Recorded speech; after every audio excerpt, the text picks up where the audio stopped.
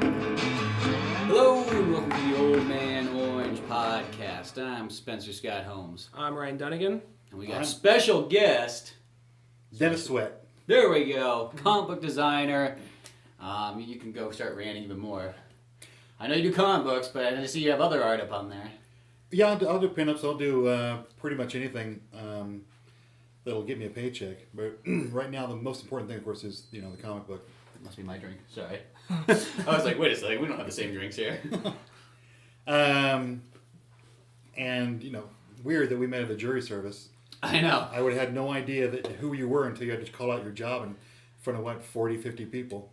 Yeah, I know, because this is how me and Dennis met. We were at jury duty, and it was like, really, it was one of those cases, like the first day we got there, we were there for all about half an hour, and they were like, okay, go take a 6-hour break. 6-hour break. You're like, yes, because what am I going to do That's for not 6 a hours? break, that's a shift.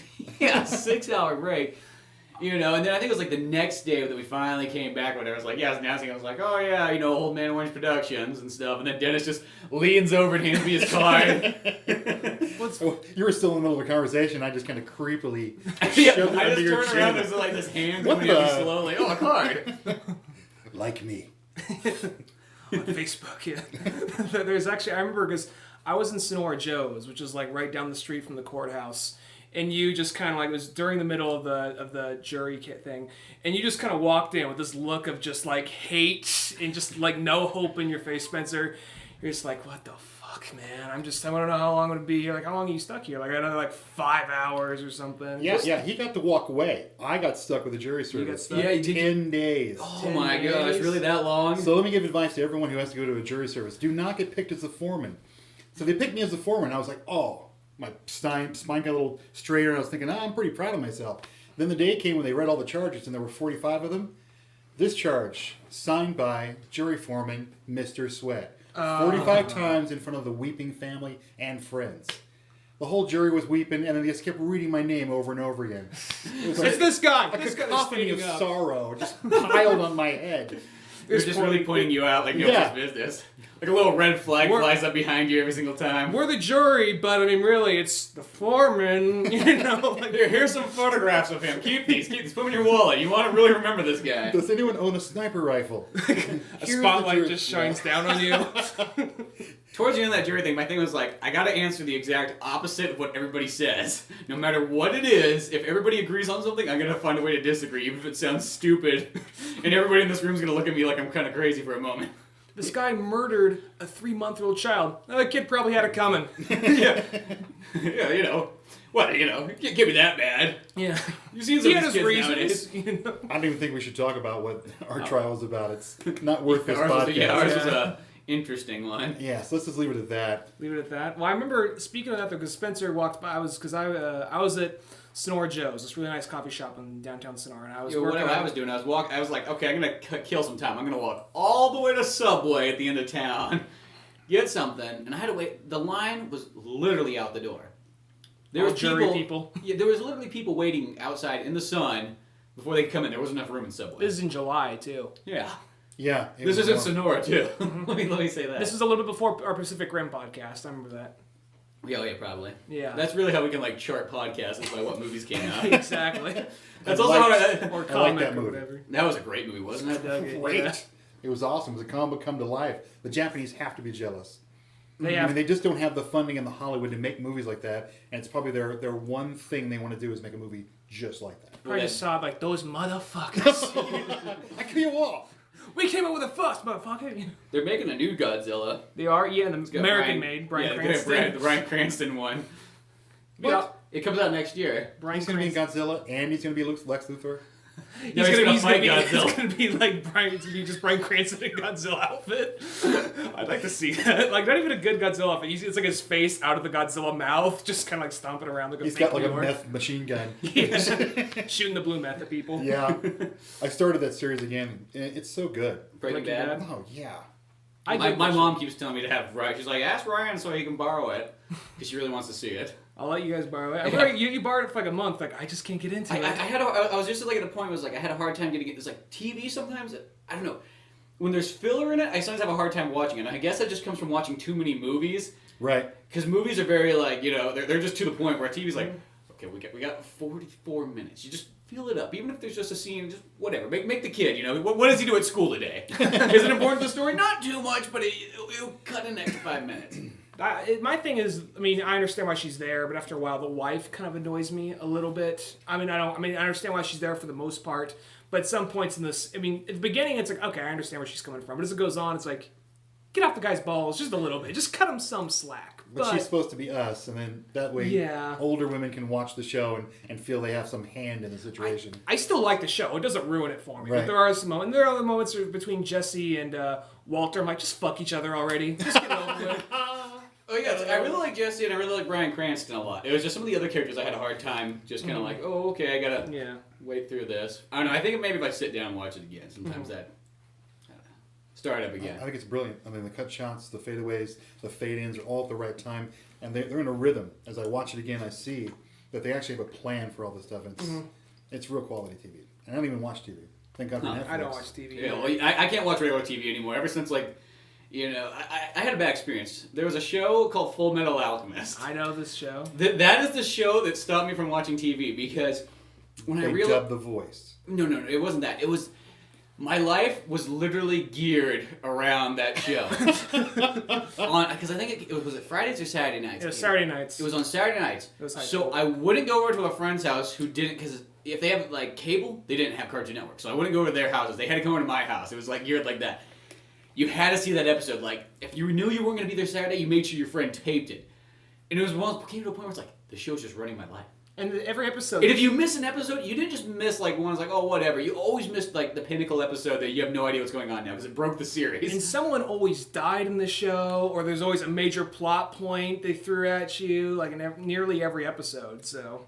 So by that point, it was one of those ones if I'm going to watch a show, I'm just going to buy it on DVD, and that's it. It was the #1 television show in Japan all the way through its run. It beat out Naruto and everybody else. Well, because it is a good show, as far as those ones go, too. I do like that one. I could do without the little whenever they get the cheap Japanese little animations where characters get really angry or really happy. Big head, sharp teeth. And then it goes to something really dark and serious. Talked about that. But they're pulling that out of manga. It's because it's so flat, they're trying to pop out the emotion. And of course, the Japanese people tend to contract their emotion generally as a people. Yeah. So they pop all that stuff out, and they're still doing it in the animation. But we see the faces in the animation. They're changing. You don't have to do the teardrop and the nose thing, and I think there's a time and a place for some of those ones, But sometimes once it's a really serious show, and then it cuts back and forth between that. Sometimes you're a little odd, yeah. Well, we talked about this, I think it was last week or week before. Hey, John. Hey, John. We're doing a podcast. Oh, hey guys. We thought this room would be the fine one to do it in. Yeah, live or nothing, right? Oh, no, it's not live. No. Oh, okay, good. We're he's not going to go, his voice is going away. Yeah, we thought that there's going to be nobody here. This room's not used at the moment, and it's middle of the day. All right, cool. Okay. Have fun. Thanks, John. Take care, John. So I can watch later or what? You can listen to it. Yeah. Oh, not listen. It's audio. On your website or what? Yeah. Is It's it? on there. All right, cool. Okay, back to Full Metal Alchemist. Spencer's boss. Yeah, he's got his own gym. Commercial break. Yeah. Brought to you by Class Class 5 Fitness. Fitness. Located in Soulsville, California. Not Sonora, even though it says it on there. But Where were we? There's the one episode where it's kind of it's Ed's birthday, and then they're like, oh, we're gonna have a fun birthday party. It's wild and wacky. All this silly stuff's happening. Next episode, this little girl, dog, they're fucking dead. Just remember they got fused together. Yeah, when they fused the chimeras. Oh yeah. And it's just it was just so dark that episode. And then it's next time I was wacky Ed gets angry because someone calls him short. And I think we're talking about this the last podcast. Might have been another podcast ago before, but we're talking about a perfect example of a show that's pretty darn serious. All the way through is Cowboy Bebop. Yeah, it has they don't let go of it. The only character in it, there's Ed is the one character that's always kind of just a little bit on the but she kind of doesn't surrealism. And Einstein. Oh yeah, Einstein, yeah. He's uppy. Yeah, that show, I think it doesn't really tip it over. I think that show's well balanced. I think Ed, you kind of need that one little kind of it's the comic relief character in a sense. You need that character because everybody else in that show is kind of old soul kind of character. Old, dark, beaten, trying to sometimes forget their past. Crap that life, yeah. Where Ed has carefree, young, happy. My friend until I always picture when Ed gets about to be about 20 years old, just living with all these guys. Well, she ends up leaving, but yeah, Yeah. just being she's gonna be like some weird homeless lady who's just gonna be kind of content and happy. She's with gonna her be life. like miss like the smoke aroma of the bebop Yeah. She's gonna stayed from on the childhood. If she stayed on the bebop, she'd probably have like lung cancer. And, Yeah, like, secondhand smoke. yeah, at It's okay age to smoke, 13. kids. But what was I gonna say? I actually had a friend borrow that show, and he's a guy who does not like anime. Ed was one of his favorite characters. That surprised me. Oh, that's weird. Yeah. Because that's like, I always feel like when you're trying to like show somebody who's never really watched anime or is afraid to watch anime, I always feel like it's like watch Cowboy Bebop. That Yeah. should be able to break it in. But there's that one character, Ed. It's going to be the make or break part. But at least that character doesn't come into about 7 episodes or so. And he totally dug the show. They animate her like a zero gravity puppet. Like she's got Yeah. strings. Her arms Well, she's got like the everywhere. arms, like yeah. Like I've never really watched the show One Piece, but they got like the monkey guy in it who's always his arms always flailing in all the pictures. Couldn't do one. I couldn't. I think Or Bleach. I look at the Same little here. monkey kid. And I'm like, it looks too unrealistic to me. I don't know what. When the arms are flailing like that, it's like. Dragon Ball Z. There's realism. I love Dragon Ball Z. I love Dragon Ball it Z's so too. classic. I love it too, but I see what you're saying. It's not like though. Goku's like, like flapping his arms and it's Frieza more- running at. It's not so much the silliness. It's not so much the realism. It's more just for me the silliness. How just wacky and ridiculous it gets after a while. You know what I mean? Considering how little they had to actually move, even in a fight, there were flash scenes and they would cut back and they would just show them standing and grimacing for half an hour. They saved a lot of money on animation. Well, I always say like shows. mainly the biggest difference between like an anime and an American like animated stuff is animes always have kind of better drawings as far as like backgrounds and everything goes. Like there's more detail put into that, yet less animation. America has more animation, but there's not always as much detail into the backgrounds and stuff as much. Depending on which Asian Yeah. country we send it to get it done. Yeah, exactly. Yeah. But that's always kind of the biggest difference you see in them. Well, I like to fantasize about Outcast Zero being animated. Yeah. That's your comic, right? Yes. I looked at the card and actually looked at some of your artwork. It was really good. The thing I was going for was it's like the next day after like I bumped into Spencer at Sonora Joe's. I bumped into you and you handed out your card and Spencer's like, oh yeah, I got that card too. You know, so I wonder how many people you'd run into. you that should had like my make card. variants. So it's kind of like, did you bump into him too? Which one did you get? You know, you should. That's a good idea. Yeah. Maybe about 5 different ones. Yeah, One exactly. holographic. Put a secret code in the back. Yeah. You can win the prize. The artwork was really good. I really Thank dug you. it. Yeah. No, yeah, I showed it to a couple of people and they're like, oh, this is fantastic. Oh, they use that word? Yeah, fantastic. Crap. Yeah, my friend Laura, she actually works here as a massage therapist and she does art too. And yeah, she really liked it. Well, I've been drawing since I was 6, and it's taken me a long time to get here. Life, divorce, 16 funerals, 2 divorces actually. Lots of things get in the way, but I just kept trudging. I hate to quote Will Smith, but I'm going to. When he was a kid, him and his father tore down his wall and made them rebuild it brick by brick. And he said, you're not setting out to build the greatest wall ever created. You're just putting down one brick at a time, the best way you know how. He said it a different way, but it struck me because I kept trying to. I go, oh God, I gotta color this thing, and I gotta ink it, and pencil it, and write it, and then I gotta put it into a comic book, and I gotta produce it, and I just was overwhelming myself. Yeah. And I stopped doing that, and I just pulled out one page and just started inking that page. That's all that mattered. And then, because I had the story written, and I just started doing it one brick at a time, and it really helped out a lot. Do you see the series being kind of like an ongoing thing, or like 1 or 2 graphic novels, or? I've got a 12-issue series, and in the end, I'm trying to let the story write itself, but in the end, he's going to either live or die. I don't know how to do it yet. Well, you'll play it by ear when it comes Right. to that point. And I want to let the characters grow and then tell me what they want to do. And those, as silly as it may sound to some people, but in writing, that's the best way to do it because people reading want the same thing. Yeah. And they want the character to grow the way they think they're going to grow. And You can kind of manipulate it as it progresses on. right. And they should stay within their own norms. And that way I can decide if I can bring him back or not. Yeah. Because I'm going to change his power. I'm using this thing called Plytridium, which I just created out of thin air. And then what happens is he's got the original Plytridium in his chest. You want to explain that? Story then. Well, let's hear your scientific theory. Okay, so they're on a moon base, and they were created back in the 80s. I generally started in like 83 because that's when I was in high school. So that I know how to do and I can connect to it. So I use that as my, I don't know what you call it, my anchor to doing the story because you have to have something that you love about it to keep going. Yeah.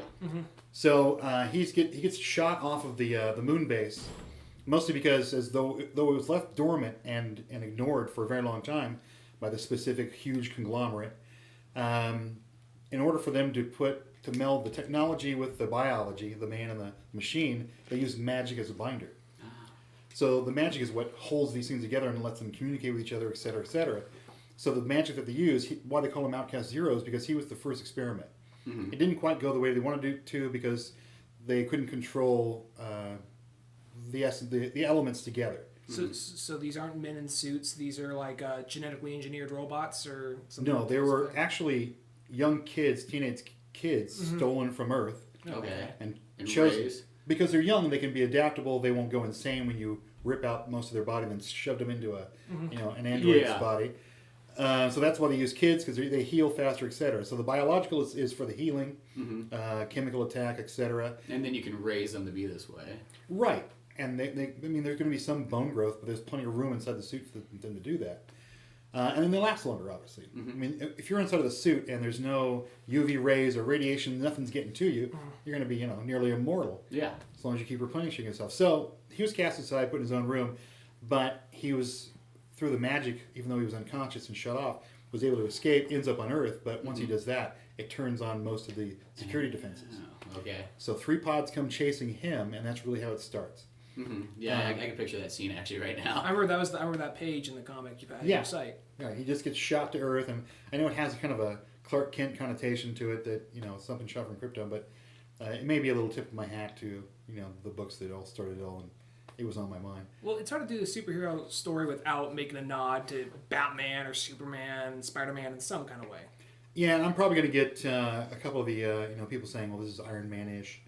But again, there's only like 3 to 5 plots in the world according to Shakespeare. Anyway, we're really all just going off of the same premise. Yeah. Well, I think always the key thing with a story, though, is you just got to do exactly what you want to do. Yeah. And that will make it, unique. And if somebody doesn't like it, you're like, well, this is what I want to do, though. This is what I like. Now I'm showing it. And if it's got heart and character, that's what matters. If the reader connects with it, that's what's going to matter. Yeah. So my daughter and my mother are the 2 main characters. I eventually kill my mother in a car accident. She drives her SUV into a couple of the robots to save Outcast Zero. But she doesn't actually die. Because it's my mother. Yeah. You can't kill your mother in a comic book. We're going to have her come back as a weird twist. And like, Dennis, I read your book the other day, and something kind of bothered me. You killed your mother to death? Yes. Now, speaking of this, let's go all the way back. Let's say, what was the first thing that made you get into, let's say, comic books or art in general? When I was in kindergarten, I drew a cow. As innocuous as that sounds, but what I did do in the cow was I put the horn on the other side. And that there was, it's kind of a step above a kindergarten drawing. It had a little bit of depth to it, a little foreshortening. And I just was always into drawing it. I mean, sometimes kids are born with their personalities. I've raised enough kids to know that, and their talents, their skills are kind of bred in, and you can teach yourself to draw. You can be taught how to do handwriting. It doesn't mean you're going to be an artist. You can't teach yourself to be an artist. The artist is born with the artist inside of them. But you can obviously open up that and expand on creativity. People can do ad work, things like that. But anyway, I digress. I just started drawing all the time. And the kid down the street was into comic books, and we made a comic book together. I still have that. Back in the late 70s, early 80s. It's pretty crass, but it's also really cool.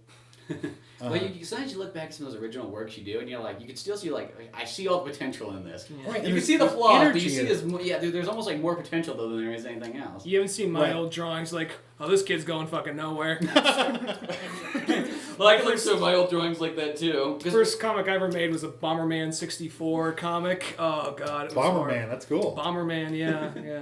But what? Did he have like? He had the ball. Well, he had the ball fist. Yeah, he had the. It was literally Bomberman 64, and each level was a issue. I got about 4 issues in for like no one's gonna see this, Well, all of our guys. It was a group book, so we each came up with like 3 guys apiece, and they all had we were young. They only had 1 power. That's all they needed. Yeah. One guy just had a rocket on his back. That was it. That works. Yeah, he could fly around. He had a suit on, so he could punch things.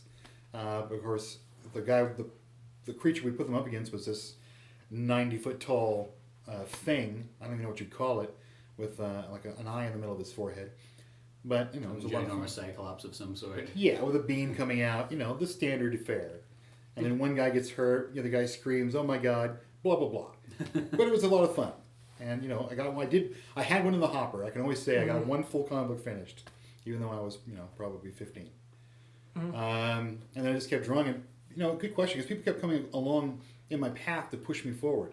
Like my aunt, we'd go up to Middletown to go on some family vacation and reunions, and she was an artist. And in the middle of the night, I'd wake up and I couldn't sleep, and she'd be in the kitchen and she'd do a squiggly line. She'd go, "Okay, make something out of that," and we talk about art. And then I ran into my high school art teacher, who was a young hippie, but a cool guy. And he gave me my first cigarette. My high school teacher. Sorry, Mr. Brooks, I'm going to throw you under the bus. Oh, I just gave his name away. Now you're really under the bus. But he was cool because home life was a little tough. It was anti-art kind of a thing. Yeah. So when I went there, it was my escape. And then I would babysit his kid, and I'd have a place to go, and he'd have an art desk.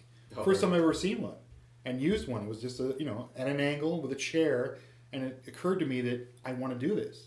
So I'd sit at his desk and draw and watch his kid, and that was kind of really the real springboard. I felt like an artist. To bring it back to comics, to comic metaphor for a second, it's almost kind of like you're Matt Murdock, he's Stick.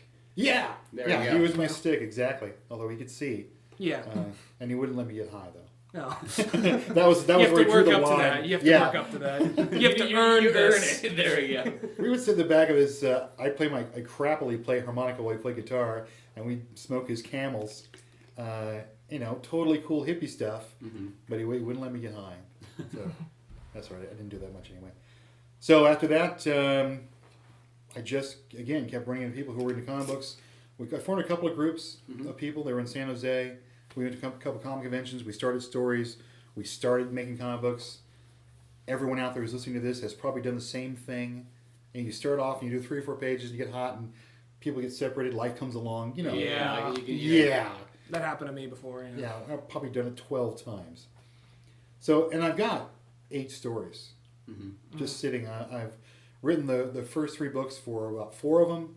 And of course, they keep changing. As I go to college. Be expected. Yeah, I took English at age of 47, finally. So I had to go back and change all my stuff. Oh, that's a pronoun. So once those improved, I've got tons of concept. I just had to get one in the hole, go to Kaboom, get it printed up, get it on hard copy. And when I went to the comic convention in the Stockton Con, the guy across from me, Ben, who, and even he'll admit, he's not the greatest artist in the world. The stories are not, Claremont stories. Yeah. But they're his. He put them together, and he had 8 comic books on the table. And I had my portfolio open, and I was sketching, and I had business cards to pass out. Not the same thing. Yeah. He woke me up. So. Well, you realize, too, it's like, when it gets down to it, doesn't matter what you're doing, if you're doing videos, comics, or animation, or whatnot, it's, if you just at least have something to show, that's better than trying to, because some people just they need to perfect it and then next thing you know they're still trying to perfect it. It's just like, no, just get it out there at the time. Exactly. And over time you'll just get better and better the more you put out there. That is the secret. Perfectionism is the disease. I think it's like Paul Stanley from Kiss said with writing songs. He's like, if you got a good song, just record it and get it out there. Because you're always going to come across another good song later on. Yeah. Because there's no reason to hold on to it. You get a lot of people kind of like, well, I got ideas. It's like, well, everybody has ideas. Can you actually get it on there, Well, the biggest thing is whenever I tell anybody it's like, oh, I do video or animation or whatnot, the first thing some people always want to do is they want to come to you I got a script. Like the writing is the hardest part. They just go man, this guy, he's probably been looking for a script forever. And it's like, no. The writing, that everybody can think of a nice story. Can you do the actual work? Yeah. That's what it really gets down to it. Man, writing is important, and it's the dialogue that's important. You can always say, big building, guy jumps, et cetera, cape flaps in the wind.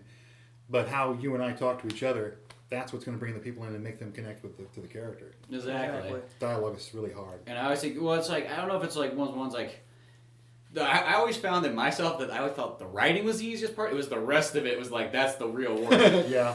To me, it's because I feel like I can sit down and write. Me and Ryan can pump out a script really quickly, but it's that next step, and that's where I notice a lot of other people they get lost. Is they like the idea of the writing part, but the second that it's oh well, that's it. Now we have to go out and make this, and gather up money and everything. It's like, yeah. I think the writing can be hard depending on how you go about it. Like if you're trying to come up with a story as you go along, it can be, maybe that's kind of like a duh kind of thing, but it's kind of easier said than done. If you're just trying to make it up as you go along, which I've tried before and it's shown if it works, but I think if you kind of go in there and stop and just break down each character, and you're like, well, I already know what this character is going to say, that's where it becomes kind of easy. Given the type of story, I think the writing can be the easiest thing or the hardest thing. So I always think of it as during the essential moments, the highs and the lows.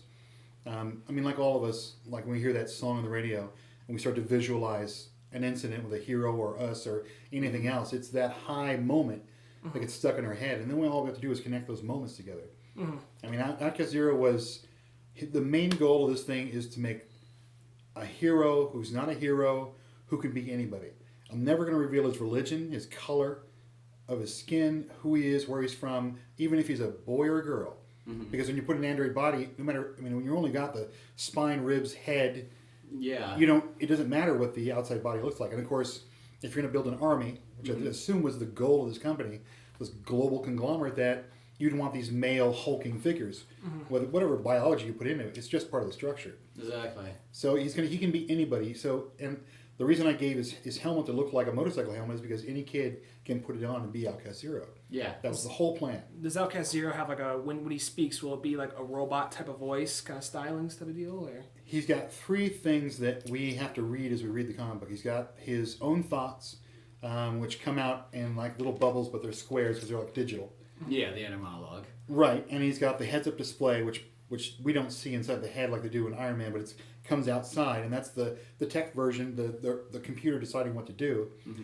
And then you've got the magic. I still haven't worked out how to display the magic, but I'm thinking of that as really the conscience of the suit. You know, we all have that unconscious level, the ego, and we have the higher thinking, and then we have just, your normal self, who you are, the character. And we got those three things all working in conjunction. Sometimes, most of the time, the ego has a higher platform, and most people you see, especially on the freeway with road rage, my God. And I get frustrated there too. Just coming down here, I was like, why do you have to stop 3 times at a stop sign? You're like 70 years old. No, she was about 60, but how many times have you stopped at a stop sign? How did you not learn how to do it the other 3,000 times? Just go. How does this work again? Alzheimer's. Man, but even the 20-year-olds do it. It's really silly. Yeah. So anyway, the magic is what's keeping him and pushing him or her forward, because it wants to live, Outcast Zero wants to live, and the tech is just, the, what do you want to call it, the spaceship they're using to walk on Earth to get there. Mm-hmm. It's their biosuit. Now, would the character be having conversations almost with itself? Mostly with itself, because it's insane. Okay. Because so it's kind of got like a Deadpool, where it has multiple voices that come through its head. Well, it mostly just blurts out silly things because its audible transmission program hasn't worked in yet.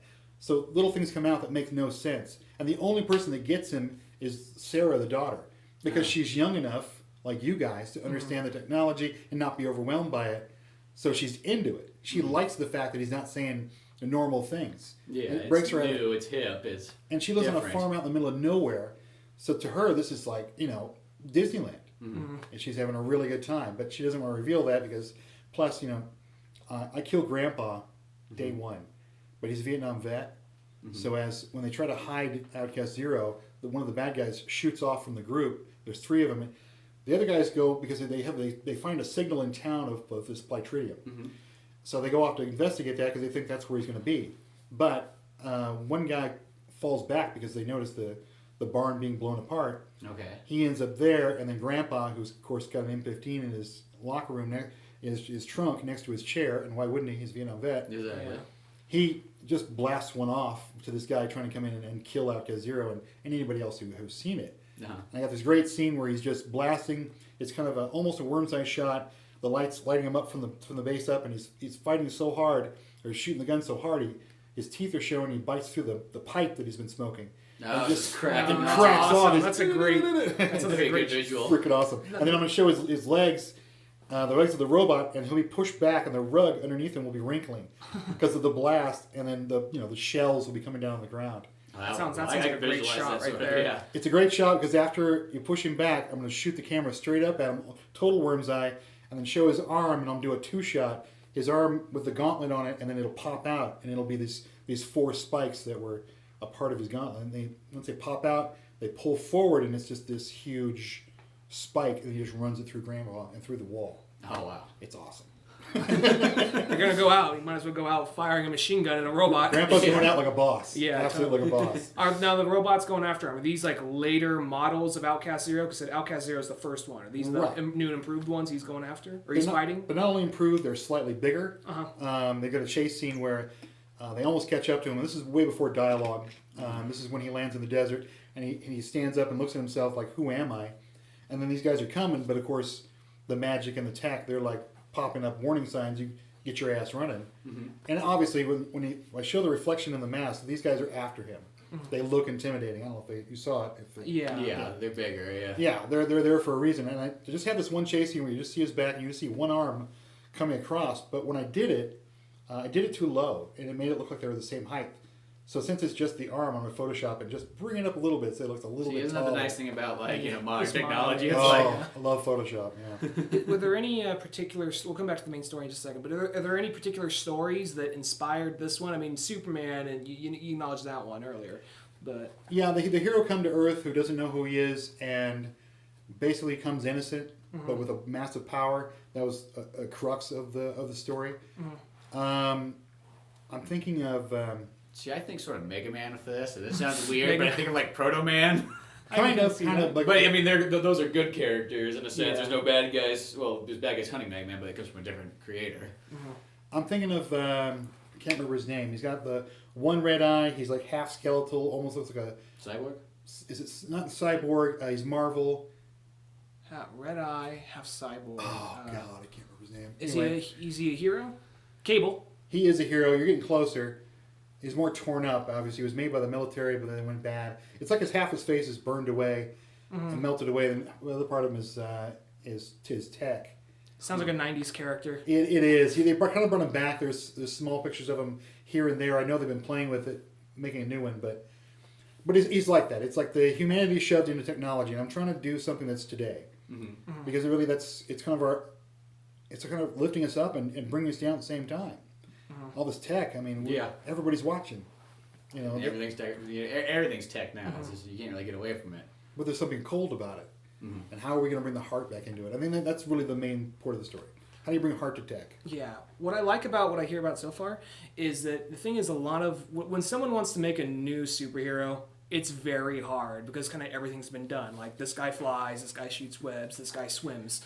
Now it's it's very hard to come in with something new. But what I like about this is that you found a way to bring in this kind of, I mean, I don't want to keep on going back to this sort of Superman, yet kind of robotic idea. At the same time, though, it's a chase story. And you don't really see very many chase stories involving superhero stuff. And it sounds like there is a lot of heart to it from what you said so far. Yeah, he's definitely being chased because once the signal, once he's been shot from the moon base, of course, that old signal is transmitted to the original conglomerate, which is still alive, this big monolith of a company, and we all know who those are. Yeah. And then, one guy walks into the guy who owns the whole thing, the son of the son of the whole show, and it says, hey, we just got a signal from this long dead moon base. He's like, and he's a rich guy, he's bored, he's got a dead guy on the floor, and he just told the guy walking in, he goes, I'm done with this meeting, would you clean this up? No big deal to him. No. And then he gets this thing, and he's like, "Oh my God, new toys! Thank God!" I'm gonna feed that into the dialogue. This is something he gets to do that he doesn't get to do all the time. And that clicks in so much better than today, because we've seen so many of, like, I'm the rich billionaire, or I spilled some acid on me, so now I have powers now, or whatever. And I think that just clicks in so much better for being just what is definitely a superhero story. Yeah, he just has toys to play with, and he has no empathy towards other life. It's kind of seems like an evil. It sounds almost kind of like, I'm not sure if this was intended, but from what you just said, he sounds kind of like the bad guy is the evil Tony Stark. Could be. That's a really good way to put it. Yeah, Tony Stark's just got a lot of money and just makes a bunch of toys. He just kind of went. Yeah, Tony Stark just happened. He really is a setup for a bad guy who just became a good guy. Really, when you think about it. So I wonder how many times I could get away with copyright infringement if I kind of tip my hat to Tony Stark and make him make Tony jokes. Or make him say, like, this is a Stark situation or something like that. Yeah. Wink. Under the carpet. Yeah, wink, wink, nudge, nudge. Well, it also feels like it's got sort of like that slight Blade Runner thing of like, can we trust these like cyborg androids? Fear of the unknown. Yeah. Like it's not real, like we can't trust it, but there is a living thing in it though at the same time. And how would people react to it? I mean, if it's not for the little girl, she's not little. I mean, she's like 15, 16. But if not for her young, youthful viewpoint, I mean, if it was just grandma and grandpa, they'd be freaking out. We're like, get this thing out of here! Yeah. But she's there to kind of calm the waters. And It would have been one day and it would have been burnt on like the steak and that would have been it. End of story. Grandpa with a gun to his chin. But he saves them the first day, almost unconsciously, because the barn he crashed into, of course, they walk into it to see if there's a body. It starts to crash down. And as he gets up, when he first gets up, all his stuff's kind of coming back online, and he looks like a mad puppet, like the Tin Man from Dorothy. And as he gets up, they're freaking out. And then I have a scene cut away of Grandpa. You can't even see him, just his hands grabbing the axe out of the wall next to his head that blew off the barn. So you know he's going to grab that for a reason. He goes in, and just as the robot's going in, he's going in. And then, of course, he gets under the barn and saves them from crashing. So I had to find a way for them not to freak out and just, completely excise themselves from the situation. He saved them, so now they got to stay for at least moral reasons. Yeah, exactly. They're there. They're connected now. Now They bonded. They had a moment. And he saved someone, and that may be putting into his program too. That's new stuff. So as Outcast Zero, is he almost trying to like find himself, like, what am I? Or is he just kind of like he knows these things are bad, so he's just running and he happens to be saving people along the way? He's saving people along the way, and then as he goes, his memory comes back and flashes in nightmares. The hard part for me is to set up so when he goes does the flashbacks, and I never show who he is. I can't show his hands or his face, because I can't show skin. So what I'm thinking of doing is putting him or her into a hoodie most of the time. These are kids off the street, and I have this vision of just this hand in a lab coat grabbing the back of his or her shirt, his hoodie. The lab's in front of them and says, "Yeah, we'll take the first one," and then we'll pull back. And as they're escorting him or her in, there's a room full of kids, and that'll be the reveal shot. And then break away from the nightmare. My son came up with an idea of, as he's being he's going through this electrical charge. They either try to kill him with it, or it was part of their attack. And I might put that into the other I don't know what to call them. I've been calling them the runners in my script because that's all they did in the beginning. There was really no name for them. That's still actually pretty good name. The runners. I like that. Yeah. Oh, I'll do that. So a couple of runners. Sometimes when you get this like a simple name, it's like that's all it needs to be. You feel like you're like, I need this complex name, but it's got to be something cool. And you're like, also Logan's Run does come into it. There we go. Yeah, it's in the back of my head. It's the one guy. His time is up. He's got to go. But so one of the guys, they all have kind of different tech. The guys, some have the pop out stuff, so they do the flesh kill, the head to head stuff, and some guys have electricity. Some guys just have burning hot lasers, et cetera, et cetera. They all have toys from the 80s that were souped up. I can't go crazy until this big guy from the conglomerate. I call the company Kelman Global. I wanted to sound like Kilman. Until he gets a hold of them. It's kind of like Killian from The Running Man. Right, yeah. More running, yeah. I mean, all this unconscious stuff, as I talk about it, it's the first time I've talked about it out loud, the whole story. But as he gets a hold of it, of course, he changes the tech. But that signal that they went to look for, the other two, they broke off and went into the city. The scientists who had the original notes for the Plytridium way back in the day, who they all laughed at and said this stuff is real, because they abandoned it because the energy was unstable, it didn't work out. But he found a way to change it and reform it to triplytridium. I know, it's getting silly now. But it's got this like blue glow to it. So he made it, he's calling it the God Spark. Oh, okay. So what he does is when Outcast Zero gets destroyed, hurt, or at his worst moment, he's able to pull this stuff out, the old stuff, put in the new stuff. But what triplytridium does, and plytridium is the reason that he can make the shields off of his gauntlet. Okay. He's got this blue shield that's on one side, on the left side, it's round in the front, pointy in the back. On the other side, it's pointy in the front, round in the back. And it's like a teardrop. Yeah, One's made for stopping, one made for killing, one's for the back, one's for the front, etc. Yeah. And that's how they make their pods, too, and their shield. When they get shot from the moon base to the Earth, they basically make their own pods. So they're transportable by themselves. So go ahead. Sorry. So that comes into play later, too. He uses that for something I can't reveal. So when he puts in the triplet tritium, this advanced form of, I wouldn't call it nuclear, It's like beyond some form of fusion yeah. stuff. What it does now is it, through the magic, begins to transform all of it, so that he starts physically to change. Yeah. One of the main goals was to start him out as this, and that's why they all look real simple and round. I mean, you wouldn't put this stuff up against anime or manga in any sense of the word, because if they're so simple, I mean, it's almost like I'm drawing in the 80s. But as he starts to transform, stuff pops out, it gets sharper, he gets more angles on his helmet, and he starts to become a more modern-looking, faster, sleeker. Well, the character That's almost pretty like cool. evolves to its environment. Right. Yeah. Uh-huh. That's an interesting idea right there. I also like the name Godspark. That sounds like a good band name too. That is copyrighted. Okay. Godspark. Dennis Sweatt Comic Shop.com. You should put a band in there at some point too. That's like they named themselves after that. Yeah. Just in the background. Awesome. If I gotta come when up- the movie gets made, just like music done by Godspark. Godspark. Oh, that'd be awesome. I have a comic book, a story written called Godseed, where this ancient lady has this round, almost headlight looking thing with this red jewel inside, and she's been waiting for a very long time for a specific person to come along, because in her prognostication, she knows that the Earth is going to face a tumultuous time in the future. So she finds this unassuming shoeshine guy in Italy, and she knows that's the guy, and he gets beat up in an alley. I mean, he gets beat up bad, and he's standing up against the wall, and he hears this chunk, and you only see the upper part of his head, and then we do a down shot, a bird's eye, and there's this old lady shoving this thing into his chest. And then she backs up, and as she backs up, she goes, finally said something cathartic, and she fades away into this like dust. But as she fades away, the old lady goes away, and you see the beauty of her It's original like, face. almost like a lizard shedding its like skin. Right, and she decays into what she really is, ancient dust, and then he begins to change. And once the change takes a hold of him, I got this great scene, and I don't know how it'll transmit to comic books, but I wanted to do this like movie splash shot where all the stuff, they're in a mechanic shop next to where they are, and all the stuff starts to rise in the air. This Catholic priest is doing this, and his eyes are bleeding, and all these moments happen because he's changing, and he's taking all these bits and pieces from different gods into his body. That's what that jewel was. So it's Yeah. absorbing everything, becoming one almost. Right. So as the change happens, this bubble occurs, this almost soundless bubble, and it blows out from where he's at.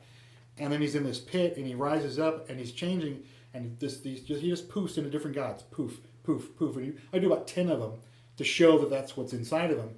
And eventually he plops down into the pit. He's changed. His hair is long. He's gorgeous now. And as he kind of wakes up, these gold lame bands come around his body. He creates his own, godlike suit, and then rises up. And what the crux is, in order for him as the god seed to plant the other seeds, he has to beat it into people. So as he's going around, Like Catholic Church. yes, exactly. He's a nun with a lot. As he's going around, he finds this one army guy who, and he starts to approach him. He's already shoved this tank to one side, and he's just kind of floating towards him. And it's this big, hulking black guy.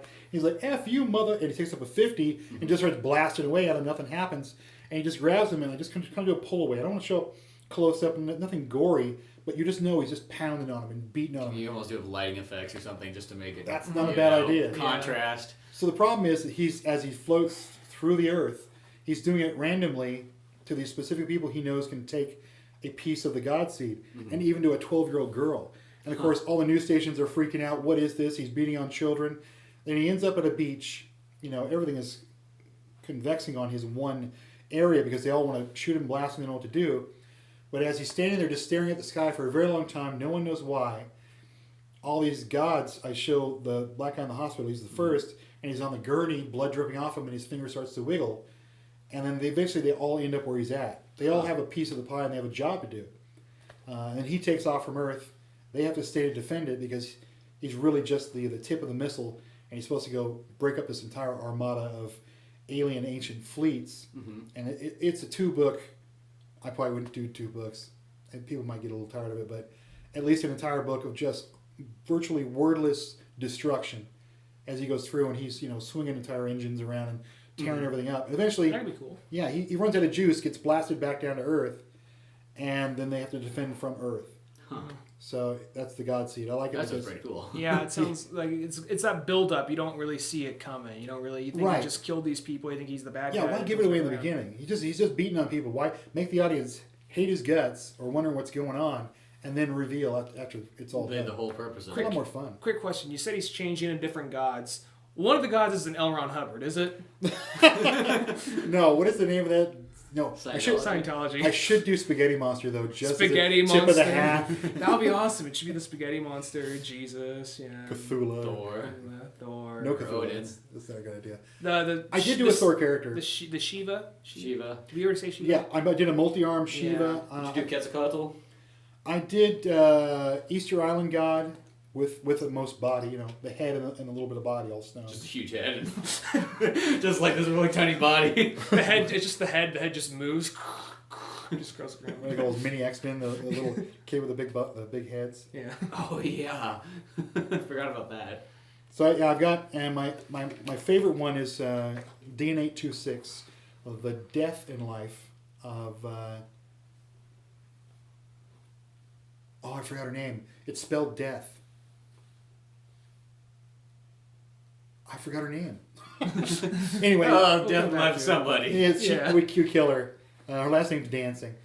Was it first? I don't remember. It's been so long. I put the thumbnails up. I'll give you guys a link to that. Oh, okay. Sounds good.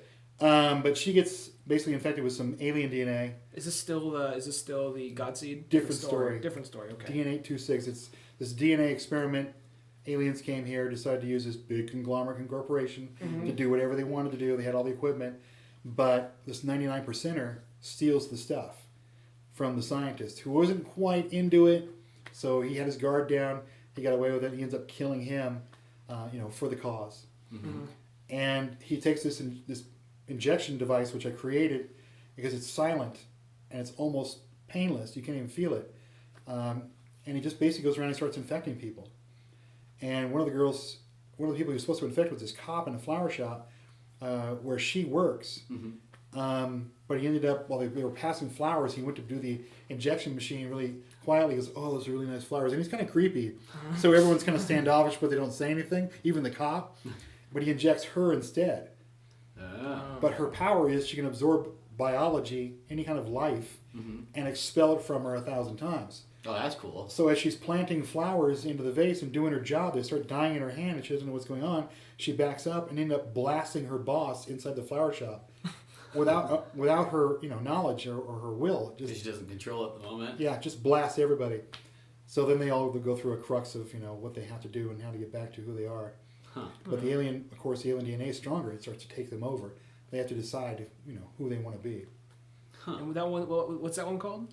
D826. D826. The death and life of Deirdre, Elizabeth, and Dancing. Dead.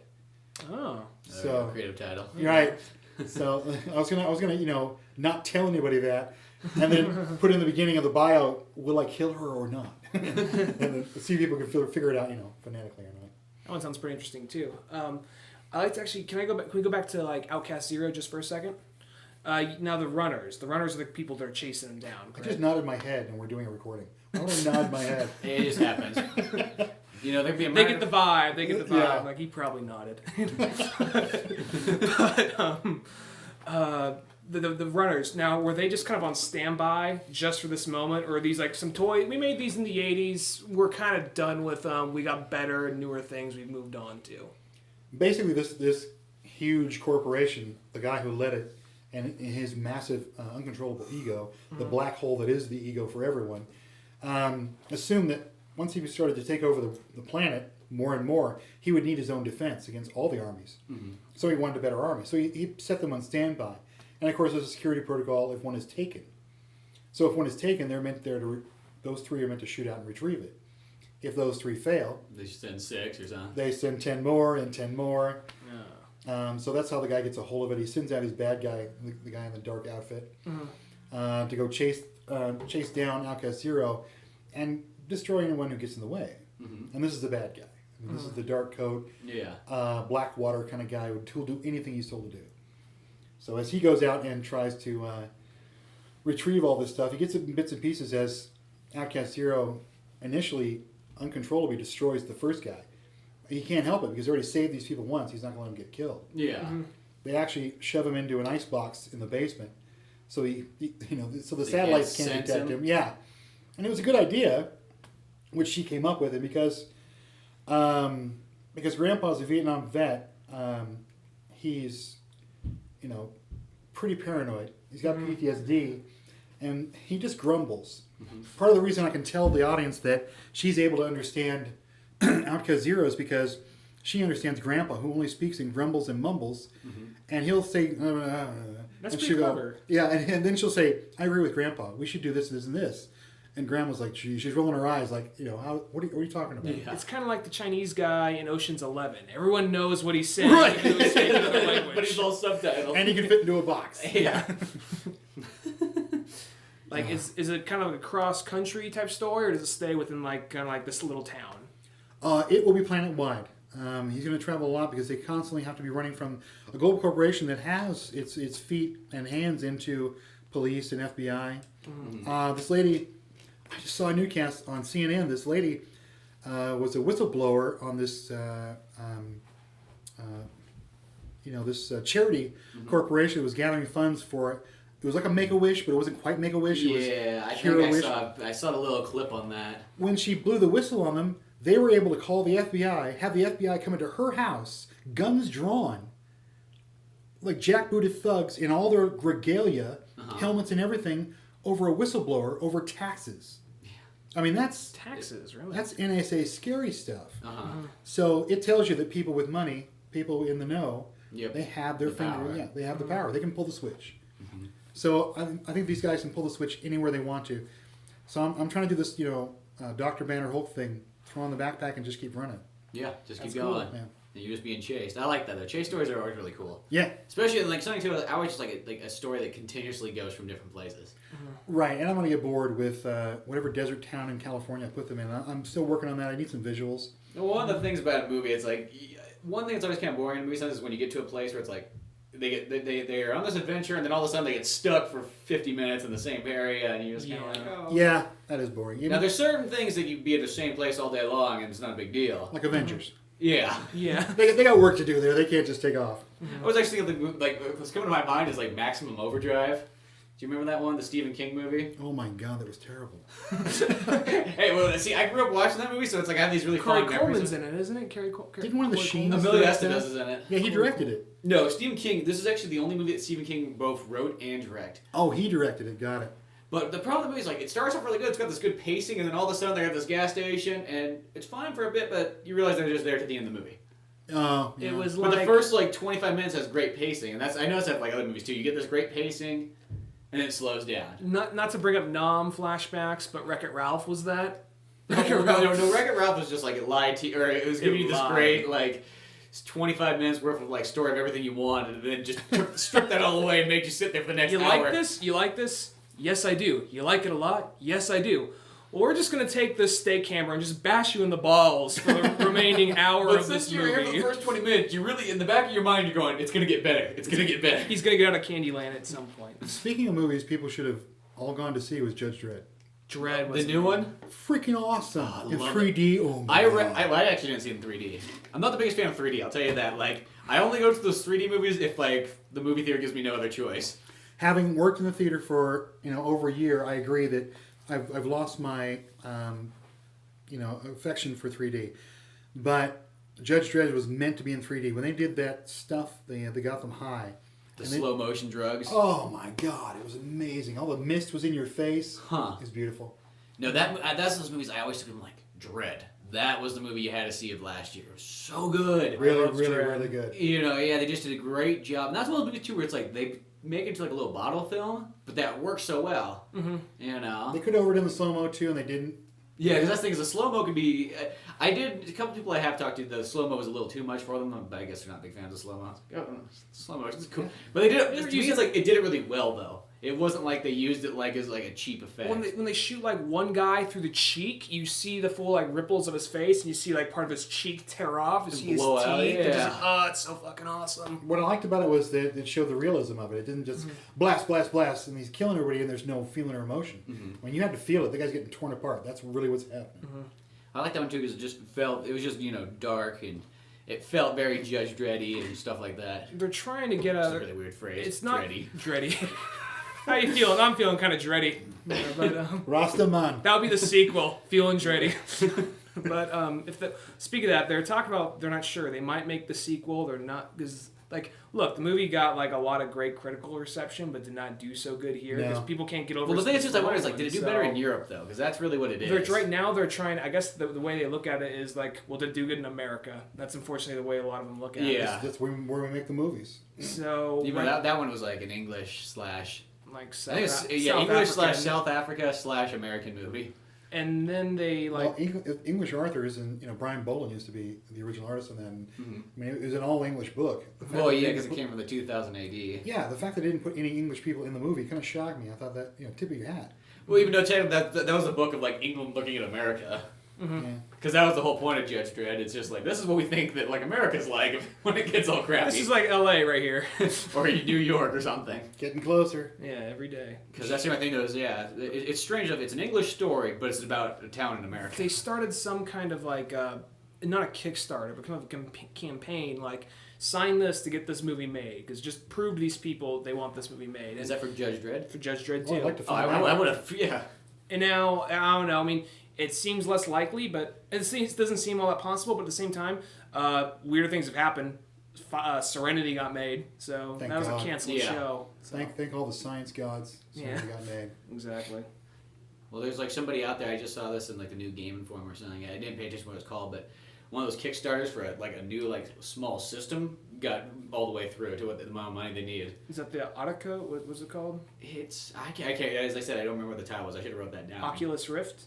Had a really weird title like this. Something maybe start with an O. But it played it looked like it played games like Nintendo DS looking games. But I think what it's supposed to be is taking kind of those phone style games, but you can play them on your TV. Okay. We should go back to making the comic book. When you said about raising money, I mean you can actually do it for $0 now.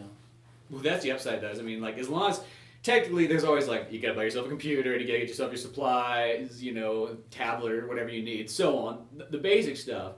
But the upside is in a sense, I guess a comic book is once you have that stuff, it's not like a movie where you constantly have to keep buying stuff. Right. A movie, there's always something. You may have the camera, the computer, and the editing software, but you're going to keep having to buy something else. Right. Or paying somebody. Or paying for FX or editing, etc. Yeah, where with a comic book, though, is once you get, I can almost probably break it down about 5 main groups of things. That's it. Mm-hmm. And then upgrade every once in a while, and that's about all you got to do. And have someone look at it. Have a second and a third pair of eyes that goes over your story before you put it out. Most important thing. I've always thought that too. Is if you, especially when it comes down to a script, you have to have somebody else read it that has somebody that it's not there the whole time of the process. Somebody that's a total outside perspective. Right.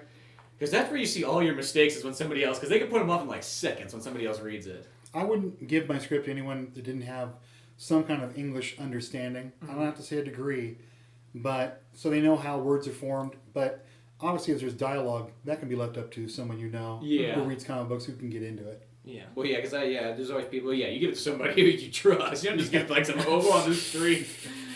Here's $5. Read the script for me. Give me a bottle of Thunderbird if you approve this. I used to be an English professor. I'm sure you were. Here, just let me know what you think. On Mars. But no, yeah. So when you create your comics, what's the technical way you go about it? From I guess let's say from beginning to finished product. Technically, I do the non-technical stuff first. The song comes on, and I'm sitting in the car, and then I have the vision of what would be really cool for this music. Mm-hmm. If I wanted to make a short video, that's how I started a comic book, is by making a short MTV video. Mm-hmm. And then everything else comes out of that. There's certain songs, I couldn't name them all, that lend themselves to a sword fight, that lend themselves to a huge battle, or that frozen moment just when the guy who's about to go into battle knows he may die and does it anyway, because we're all living moment by moment. We live for the moments. We plan for everything else, but it's just this moment right here that matters the most. Mm-hmm. We imagine ourselves doing a lot of things, but even when we get there, it's not how we imagined it. So it's really about that peak moment when everything stops and you have to decide and how to connect those moments together. Run the moments together. Now, do you do all your stuff all digitally now, or do you draw, scan, digital? I thumbnail the story out to make sure I like the angles. I'm not Eric Larson. This guy's doing, 4 books a month now. Mm-hmm. Oh, freaking amazing! Inking too. Yeah. He just showed it on his Facebook page. I feel dumb saying this, but who's Eric Larson? Savage Dragon. Oh, okay, all right. Yeah, oh, really? I remember that I watched the cartoon of that in the 90s. I think he's going to get up to issue 200, and he's going to be breaking some records. Oh, wow. It's really amazing, and I Just saw him. double checking. Savage Dragon's the cop with the green, he has Right, with the fin on his head. the green fin on his head. Okay, yeah, I watched that cartoon. Yeah, okay. I remember That was an that. Image comic, right? Right. Okay, all right. Yeah, it's been a long run since Image started, and it's pretty cool. It's got a great story. He even took out the main character, and he's working around everybody else now. He might bring him back. It's pretty smart. But he's really trying to break some records, but he can do a lot of work. But I got to do the thumbnails first. Well, what do I say too for people that can do a lot of work? Well, yes, when like the only thing you gotta do in the day is draw comic books. Of course, you can get more of them. Done. Yeah, exactly. Especially when you're probably at the point too where you could like pay somebody to literally like clean your house around you and take care of it. Good point. Yeah, yeah. I can pencil a page a day, sometimes more if I'm flying. And again, yeah, if I have those days where I'm not being bothered and I can sit and draw, So you just get so much stuff done. then you spit things out. Like now I'm just inking. I'm up to page 7 on inking, and of course by the time I get to page 6, my inking's like improving. Don't you hate that? But now I got to stop and go back to penciling. Yeah. But inking supports penciling. Mm-hmm. I mean, it really does. You see the final product, and I've always drawn like I was inking anyway, because I never had any faith in my inking. Uh-huh. So when I do my lines and my surgical have to be precise lines, which is do you ink everything on Photoshop? no, I'm still doing that by hand. Oh, cool. I wow. do have a digital pad. Mm-hmm. Like a Wacom or something. It's VizTab. Oh, okay. And I've got Smooth Draw, which is a free program. Mm-hmm. Smoothdraw.com. It's pretty simple. It's got all kinds of pen sizes. It's got airbrush. It's not bad. It doesn't have all the stuff Photoshop does, but I had a little trouble with Photoshop. I couldn't get the lines to smooth out. And I don't know if it's the pixel size of the picture I'm doing on, or the size of the pen that I'm using, or somewhere in between that I haven't figured out how to bridge Well, that I should gap. show you Manga Studio. That one's been to me I've seen that it. replaced Photoshop really quickly for me. It's That's what we super use. awesome. And they have the number 5s out right now, and I haven't got it yet, but I'm really looking. It seems like that one's got even more stuff. How much is it? You can get right now. You can get number 5, like the regular edition, for like I think it's $68 on Amazon, and then they released the special edition, and it's at the moment it's still $300 on Amazon, which Amazon a lot of times will have software like that for like a couple months, and then they almost get the A-OK to drop it down, and it should only be like $100 or something. I'm guessing. Well, shouldn't I get a student discount for that too? I'm in college. I don't know if Manga Studio does, because that one's like it's in a sense it's like it's comparative to Photoshop that's like $900, $800. It's Right, but if you're in college, you get it for $100-something. So the full do you fledged really get that? Photoshop. Okay, I always thought you got Huh. a discount, but I didn't think it was that much discount. Yeah, they're getting a massive discount on this stuff. I just don't know where to go to do it. I know there was a couple sites like that I remember they had that, but once it drops down, like to me it's like those ones. If it's under $100, I don't really mind. It's like, oh, that's fine. But no, Manga Studio though, because it's just geared towards making comic books. As in where Photoshop's kind of geared toward, it's like a center ground for like, well, you can do photos, you can do drawings, Right. you can do graphic arts. It's almost like but it's not focused on just one. It's bridging that gap between the digital pen of looking at the screen while I'm not looking at my hand. I mean, it's the oddest thing. And again, when you draw, you're not looking at your pencil. Uh-huh. I mean, you're kind of ahead of the drawing where you're going to go, and you're behind it too at the same time. You have to see the whole thing. As you probably already know, you got to see the whole picture as you're drawing, so you know your perspectives are right, your anatomy's right, etc. But bridging that gap of not looking down at the paper and the feel of it. One of the last animations I did all the drawings digitally. I didn't do a single hand draw. I think I did a couple That's Unloving sketches. Father, right? Yeah, the Unloving Father. Like I did it all digitally, just to like I'm like I'll just try it out all digitally, and it actually is like wasn't that bad. I actually haven't scanned a single photo since. I'll still draw, but when I do my drawings, I'll draw them, maybe a little bit on a sketch pad, and then I'll just draw them digitally into like through the comment, and then do the layers until you come up. We should do an Outcast Zero one. I'd be down for That'd that be at some fun. point. Do all the voices. I'd be down for that. Do like a trailer for it. Yeah. See, what There was, the main reason we're doing like the animations, just because it's like we're coming to a point where it's like, well, you could do a comic book, but by the time you're done with the comic book, you're not that far away from becoming an animation. I was gonna wait to or say a cheap animation, but I was gonna wait to say this till it was more planned, but we're already on the topic, so if I can just say it. I have a comic book called Grit, and I have about 2 issues done. I have like the first 2 pages for a 3rd issue done. Now I'm kind of at that point though, where it's kind of like after doing it for a while. I mean, making an animated series is more work, but after doing it, it's not that much more work. It's not that much more from given the way we go about it, the way we do it. Yeah, when you keep the animation not fluid but simple. Yeah. Hanna-Barbera cheap. Oh yeah, we're very Hanna. Even though we don't idolize Hanna-Barbera, but we do take a lot from Hanna-Barbera. I do like my Hanna-Barbera shows from like the 60s. Flintstones and Johnny Quest. That was like one of the biggest shows to me Johnny as a kid. Quest, yeah. Space Ghost. The original Marvel cartoons from the 60s were awesome. And only the arm moved, sometimes the head moved, and that was it. Maybe like a character would like kind of slide into frame, and Peter Parker's fist would just come up. Yeah, exactly. Like, oh, you know. And the way Marvel's doing it now too, they're just animating the panels from the comic book themselves. Yeah. That's not They're that like difficult motion to do. comic stuff. Right. Now. Yeah, those are The really other- good. So now the motion comics, they're kind of cool, but it's that point where it's like, it's almost like for a big company, I'm like, okay, if you were just like a regular Joe doing motion comics, I'm like, oh, that makes total sense. But for a big company, it's like, come on, guys, just put a little bit more money in there, make that Wolverine Origins one to full animates. We need something for the interns to do. Hey, get over here, you know. I like it that it's just above comic book. You got sound, you got some motion, but you're still kind of flipping through the pages the way they do it. I like it. Yeah. It's like I've looked at some of them. It's like maybe I gotta sit down one day and just read, because like many things in life, once you give it about like a half an hour to an hour or Right. so, you become okay. I'm adjusted to this. But at first, that's one of those things you're looking at. You're like, it's almost an animation, but it's not an animation. It's still like a comic book. I feel like I should be reading. I almost feel like I'm looking like if they had like if they put a novel up on the screen and somebody read it to you as you looked at it, like I'm kind of there reading. Hello there, true believers. This is Stanley. You know. Well, the one thing I remember is like the book because I like that like super like rape edition, like the Watchmen, the one that comes with like 5. It's like they put all the versions together. It's the director's cut plus they put in the black motion comic. the black freighter. I was almost said black frigate. I guess it's Star Wars or something. But a black freighter. They put all that into one, and then they also throw in like the motion comic and all that stuff in there. And the only problem I have that one is I sat down and watched it. I was like, why are the word balloons still there if it's reading it to me? It's just kind of weird.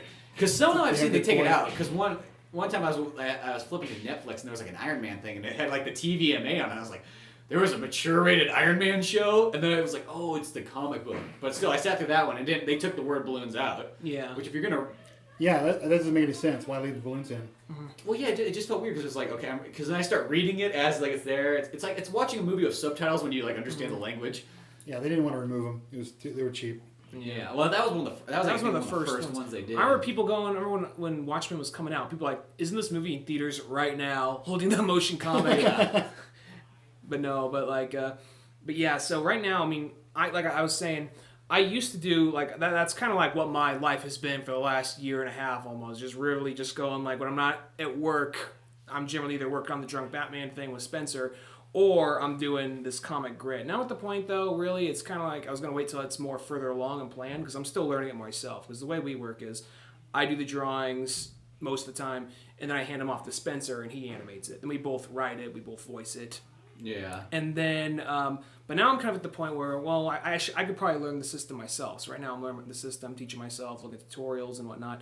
And I'm thinking, even though I love comics, I'm leaning more towards animation for Grit now because I think that can. I mean, I still want to do comics someday, but at this point, it almost seems like it's this much. It's just like, given the way you want to, the kind of animation we're doing, it is very kind of like just simple animation that could work for this particular comic, I think. So it's one of those things, the way you go about it, I guess. But I think that Outcast Zero would be definitely really awesome to see. My parents' friends, new friends, old friends, have been waiting for a very long time for me to get a comic book that I can actually put in their hand. Mm-hmm. They're tired of waiting.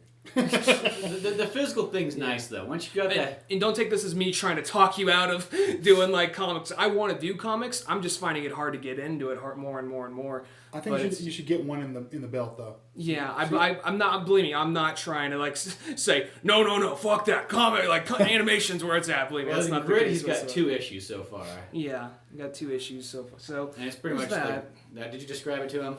It's a monkey in a gas mask that has to like go off and kill these 7.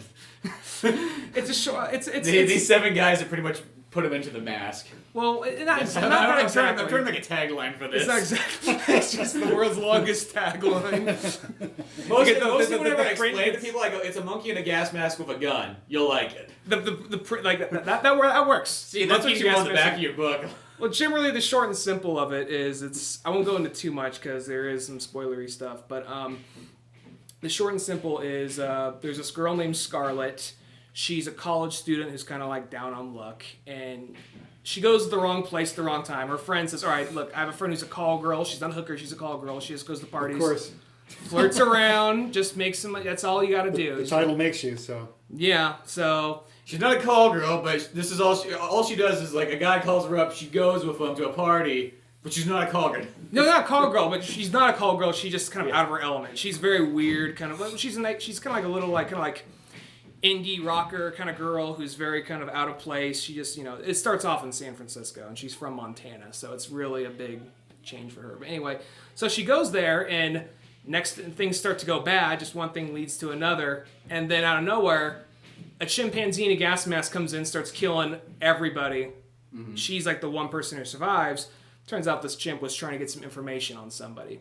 And then later they cross paths again, and we learn this chimpanzee is a genetically altered test subject who is on a revenge path of getting, because he was like the test subject for this team, for this inactive team of like these black ops soldiers. Called the Task Keepers. I might change it. I don't know. It's a little too.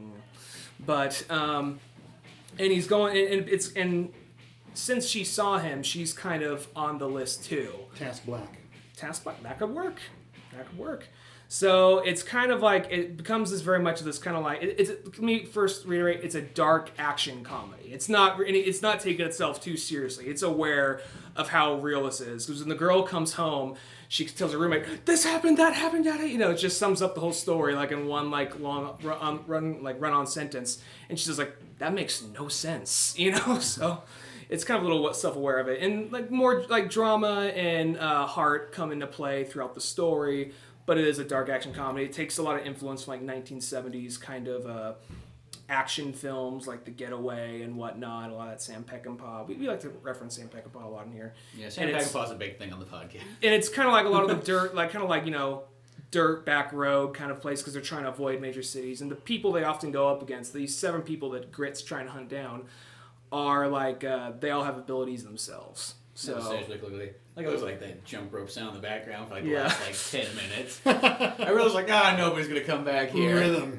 Yeah. Oh, there it goes again. Yeah, that's awesome. Yeah. We should have left the fan clicking. It was better. They're like, they stopped talking. They start jump roping again. They acknowledged us. Eavesdropping jump roper. Yeah, so I'm working on that, and I'm just taking kind of a hiatus on the comic itself. I want to take it into animation. So. Is it blogged? Is it? Can you see it on the web? Yeah, it's on the Old Man on our Facebook page. You it has go its to own oldmanorange.com, it'll take you there, and then it can lead to the Facebook page as well. Yeah, it's on Facebook as well. That's where all the stuff is. So. Okay, let me check it out. Mm-hmm.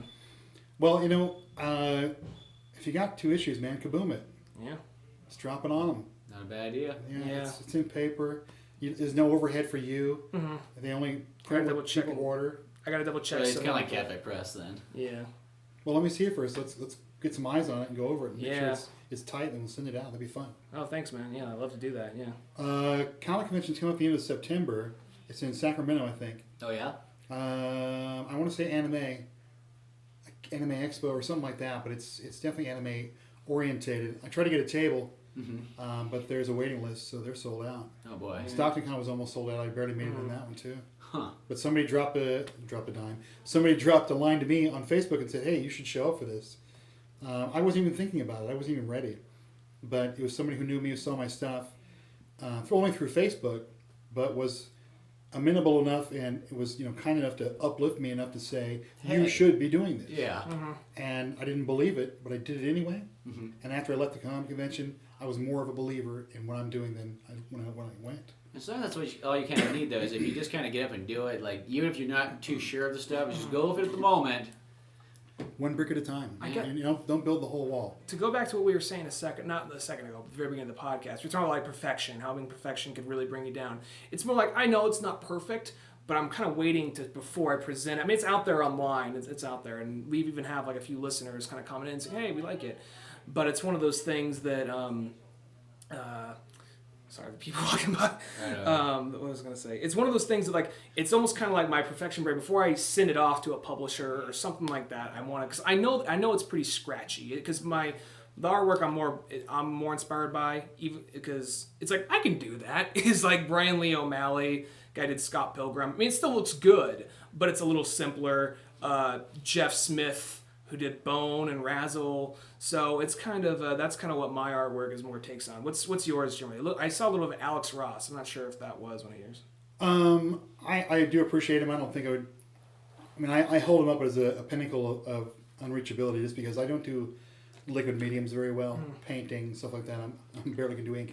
But I don't know. I like John. Back in the day when I was growing up in the '80s and early '90s, there were people who influenced me were obviously older artists. So I mean, always Capullo is a god to me. Greg Capullo? Yes. Yeah, I love his Batman work he's doing right now. He can bend and shape anyone, put him wherever he wants, and it's the anatomy that has pop and form to it that I'm drawn into. When he did Haunt, I mean, I have all the issues, and I've destroyed the issues because I flipped through them all the time. So many times, yeah. use them for reference. Is Haunt is that the one that's made by the guy who did Walking Dead? It's not Walking Dead, but it's made by the same guy. He did Invincible. The same two guys. Did you listen to there's an interview of him on Fat Man on Batman, Kevin Smith's one? He has a podcast called Fat Man on Batman. What it is he just interviews different people that were involved in Batman, whether it be, sometimes it's his friends, like they like Batman too, but usually it's like someone who wrote on Batman or did some artwork or did a voice in one of the cartoons. He said Mark Hamill, Kevin Conroy on there, the guy who did Brave and the Bold, Dietrich Bader. Yeah, Dietrich Bader. He had Greg Capullo on there, and I love the way he described Batman. That he said, when I see Batman, he's just a hairy slab of meat.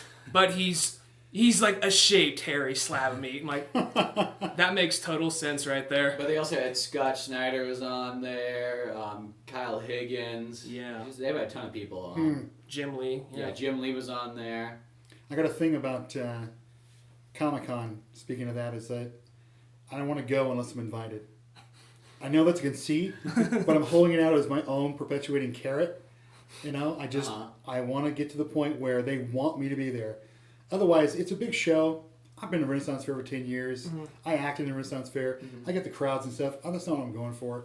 I know it's a party. Yeah. I've been to comic conventions. That's not why I go to a comic convention and see those people. I mean, I like seeing them, but I go because there's the connection. There used to be, I would bring my stuff to a comic convention like, the WonderCon back in the 80s and 90s and just plop my stuff down in front of an editor and say, what do you think? And, twice I've gotten the same speech, which is, it looks like you're standing on the edge of the diving board, but you won't jump in. And then I go away dejected and depressed and I don't draw for another year. I know I never went a year, but I even showed some stuff in front of Dick Giordano. And I'll probably get in trouble for saying this, but because he's passed on. But back in the day in 83, I went to the first comic convention in WonderCon. I brought some stuff to show, and I did 3 of these 11 by 17 Bristol board things that I did in the projector in the art room, Mr. Brooks' art room. And they were just pinups, some goofy stuff, but fun. And the night before I went, I decided to do this little panel thing on 8.5 by 11. I did like 5 panels of this to these 2 guys, brothers called Thunder and Lightning.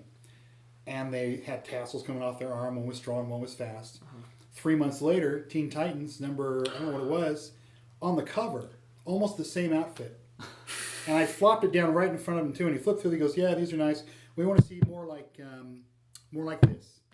And that was it. And then 3 months was the time out. They did comic books, so he was the editor. So he went back to New York, and he says, "Hey, I got this great idea. What do you do?" I mean, as a kid, I'm like, "Oh my god, oh my god, oh my god, oh god." I'm torn. It's a compliment, but man, I got ripped off, and I'm 18. It's the 80s. I don't know what to do. Yeah. So I just, it wasn't good, but I can't find the original drawing to prove it, so I really don't tell anybody that. Yeah. I kind of keep it to myself, but it was a crux. It was a moment for me. Huh. So comic conventions have a huge lift in that little dark spot. every time I go. I can see that. You know, I've never been to a comic book convention. I've always wanted to go. What? Comic We Con always never look. have.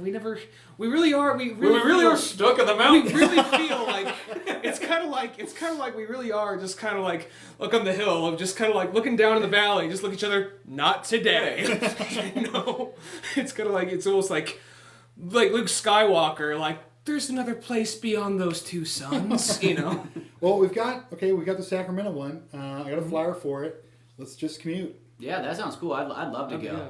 It's one of those ones, like, I remember when I was younger, I always really wanted to go to E3, and this was before they just let anybody into E3. So, like, I was trying to make friends with all, like, the video game store. Because I remember, had like, trouble with that. Players Kingdom here and whatnot, and those kind of stores, like, they're like, oh, yeah, we might be able to go to the E3, and it's like, you know, come on. God, you're handsome. I just want to go.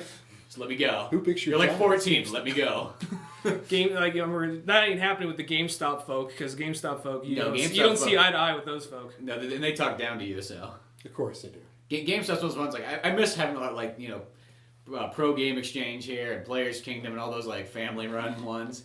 Because GameStop's was ones like it's like a last resort. I think that's almost like kept me from buying video games because like just go online and buy it right. I don't have to see anybody. I lived in Tracy, California. Did and- the Pro Game Exchange there? No, we had Oh. a thing called the Magic Scoop, and of course you got the coins and you played all the video games. They had all the Galaga and Pac-Man. They held all the games back in those days, and it was a huge thing. It was you're a pinball wizard if you could play Galaga. So of course my friend Vince, I met him and we were in sociology class. I can't remember the name of the teacher, but he was reading a comic book inside of his history book. I was kind of in front one seat, but I looked back on the corner of my eye and I saw the comic book poking out. I looked over and there's this, long-haired kid in a leather jacket in rural Tracy, California. He stuck out like a sore thumb. So I said, "Hey, what are you reading?" And then that was it. Best friends since. But he was the guy. I'd follow him out to the Magic Scoop and watch him play, and everybody would stand around him while he just kicked the ass of every computer in there. He was that guy. You could make a movie out of that shit. Well, funny because when I say Pro Game Exchange, the original Pro Game comes from Tracy, Really? and it was there. Yeah, because the guys, there was like two Middle Eastern guys that owned it. They had that one, then they had one in Oakdale, and then they finally put one in Sonora for a while. Huh. And this had been between. I never knew that. The Tracy one's probably older than this. It was like more like I discovered there was like ones farther out along the way, just becoming like friends with these guys. I still have the. Everybody has, maybe not everybody, but people have like little treasure boxes. I have that mail one with that silly little knight symbol on the top. Goofy leather made back in the '80s, and you flip it open, and it's got all my badges and my jewelry from Renaissance Fair, and, my ID card, etc. Those kind of things. And I have one coin for the Magic Scoop, which is my most treasured item. Yeah, it's funny. It's those small things like that. It's like that. I got a Players Kingdom like bumper sticker that they gave out at one point in time. I put it on my guitar case. And those ones like, oh, look at that. It's like, yep, glory days right there. My portfolio case is the one I took to the first comic convention. It's got stickers from wherever I go, kind of a guitar case for me. Yeah, I guess it's my guitar case. I never thought of it like that. Well, yeah, because my guitar case is one of those. You get a cool sticker, you put it on the guitar case. Absolutely. It's going to get matched up anyway. You might as well protect it. And plus, Exactly. it makes it look kind of makes it unique. I remember with this big fire up here I was having, it's like, just grab the guitar case. If there's a fire coming towards us, make sure you grab two things. Grab my hard drive and grab that guitar with the stickers on it. What's you going to do? Remove the case from the tower, then grab your hard drive? No, I have everything saved on an external one. Oh, okay. So it's like one of those ones it's like I have my one on computer, then it's always backed up on another one, so it's like Laura runs in the grab that room one. like, Spencer, it's coming. Give me a minute. You got a screwdriver. No, I just take the whole computer with me. It's like, oh, really? If you could do anything, grab the whole computer, because I don't have to install anything else again. God Yeah. forbid. I went to CNET. Download.com. CNET, the oldest freaking webpage on the planet. I know it. Yeah, the most trusted for downloads.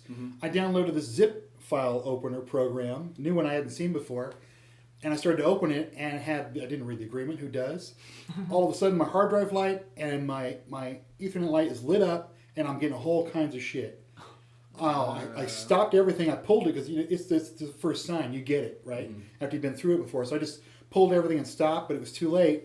I kept my hard drive and my main stuff, and I opened up my documents. It's wiped. It's gone. All videos, all pictures, all my taxes, gone. So I now have a Dropbox file.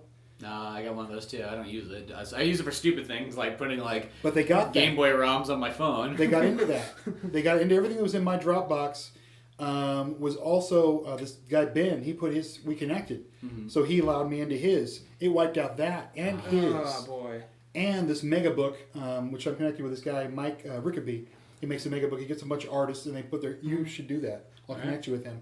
And he just makes it an anthology, and it's free. And he just puts it out, and as a free download PDF. And he's all over the place. He's in Comixology, and he's in something Drive, whatever those guys are called. But he got into that too. Oh my gosh. So luckily, Dropbox has C deleted files, and I got to restore all that stuff. Good thing for that. Thank Asgard. Yeah. All the stuff Yeah. went back. Well, I've been pretty much like backing my stuff up. Like, I put things on DVDs. I put things on other hard drives. My main computer doesn't hook up to the internet, so that's kind of nice to not be able to do that. It's like I got my Darth Vader thumb drive. That's my the thumb drive. Yeah, I got some things backed up on there that I don't take off my thumb drive. It's just like as many backups as I could possibly make. Yeah, it's a good I idea. guess you got all those. I just got a lot of drawings. So you just got the drawings, but I got the drawings and the audio and the video and the music and. I mean, I actually just recently, because I was practicing, I have one animation. It's nothing I'm going to post, but it's like, it's just, I took this background of this other drawing of this other series I'm doing, which I'm not even going to, it's ways away, so I'm not going to talk about what that is. But I just have a background drawing for that, and I have an animated Grit keep on walking by it. And I just have Beastie Boys brass monkey playing as he does it. So that's all it is. Just that for 2 minutes. I'm like, this is glorious, but it's never going to see a light of day. The first thing you ever make though is always glorious. I don't know what it is. It could be horrible, but it's glorious. It's like that's just Grit, just Grit crawling across the floor. Brass monkey, just playing. But that's back to the perfectionism. It doesn't matter what it looks like. If it's the first one you do, crap you're not, you've got to get past your ego and put it out. Especially if it's crap, because once it's out, you put the brick down because. One brick at a time could be one page at a time. One brick at a time could be the first comic book. The wall could be, you get to the end of the wall, maybe you're a Greg Capullo by you get to the end, but you've got to put the first brick down, even if it's shit. Well, yeah, because it's like, it doesn't matter who you are. Everybody started off like building up. Nobody just like one day just drew a Jim Lee drawing. It's like, that's it. Kick back now. No, I like my first issue of Grit. It is so ugly, but at the same time, I am so proud of it. And sometimes ugly signs can make it kind of look unique. Because the one thing about Ryan's comic, though, it's like, it may not have like the most like fundamentally well-drawn things, but it looks unique. That's the whole. That's the guy thing. told It just me doesn't from Black look. Horse. Yeah. When I went to the comic convention in San Jose, he said it doesn't matter how well you draw. It's if you have a style. Your style is what people pick up on. That's what they connect with. Because even when I read comic books too, because you kind of get the ones where you're like, oh, okay, there's this artist. He's a very good artist. He does everything right. He's got his perspectives and all this stuff. But he just kind of looks like your generic DC artist. And then you get some of these other guys that come in, and their drawings aren't nearly as good, but they're just so unique looking. Their colors are so vibrant, or whatever they're doing. It's just changing it up. And that's the ones that stick with you. Yet it's like there's not as much detail in these ones, but it's different. When I first read Dark Knight Returns, keep in mind I was a little younger, a little more naive. When I first read the book, I'm like, I like the book. I'm not big on the art though. Now I love that art. Strikes Again, it's like, you kind of had a lot of cocaine that day. But Dark Knight Returns, though, I absolutely love the artwork for that. And it just... Frank Miller's artwork, actually, I think the more you look at it, it's like, that actually is really good. Maybe I gotta look at Strikes Again, maybe I'll have more. There's Strikes Again actually the thing about Strikes Again is it has really good shots, and then it just has like things that just looks like, boy, you drew this in like all of 5 minutes. Have you guys read Ronin, the Frank Miller's? I've always wanted to. I see that big book every single time I go to comic books, I'm like, I should buy this at some point. You should buy the book, make sure it's raining, and it's a dark night, and then put your teacup of coffee next to you and just start reading it. It's got that feeling to it. And it'll pull you into a shadowed place that you want to be there. And you want to be the Ronin, and you want to slice guys down to their toes. It's really awesome. It's like it's a samurai story set in the future, right? Right. All right. Right. He's surrounded by tech, but he's not. And it's a lot like Sin City. Samurai Jack. Samurai Jack. Old samurai shot into the future. So Samurai Jack, I don't know if they ever gave a nod to their cap to them or not. I didn't see it in the Samurai Jack, but they really should. That was the first one. I remember when that show came out, I remember them going like, this animation is different. We don't use borderlines. We don't use... It was like, it was explained to you on TV like this, like, why this is so different. We use Powerpuff Girls you've been watching? I like Powerpuff Girls. Boy, I was watching Powerpuff Girls the other day, and I called Brian. I was like, "Dude, you should watch Powerpuff Girls again. This animation, and like, this is great. This is like what we should be looking at as inspiration more." And we need to give drunk Batman like just Bubbles eyes. That should probably help it. We should find I was joking. Lynn Varley, make her our colorist too. She did all the Dark Knight stuff and Ronin. She's basically Frank Miller's colorist. She also did Year One, right? She did Year One. I don't know. Yeah, I think she did actually. I don't know if she did Sin City or not. I don't know who did Sin City. Year One was Machiavelli. Well, the only about Sin City, the only covering part on it is just like the covers. Machiavelli or Machiavelli. Yeah. I like his stuff, but I also kind of find it a little bit too grounded in reality. Is it too perfect? Because sometimes when animations or when drawings are almost like too perfect, where they start looking like almost too realistic, you're like, this is losing me. Right. I feel like if you want to draw this perfect, why don't you just take a photo and then draw or whatever. Yeah. Well, most of the Batman I've read is kind of like 80s and up. So Year One to me, that I think Year One works. I can't speak on other stuff he's done, but I like the way it looks in Year One.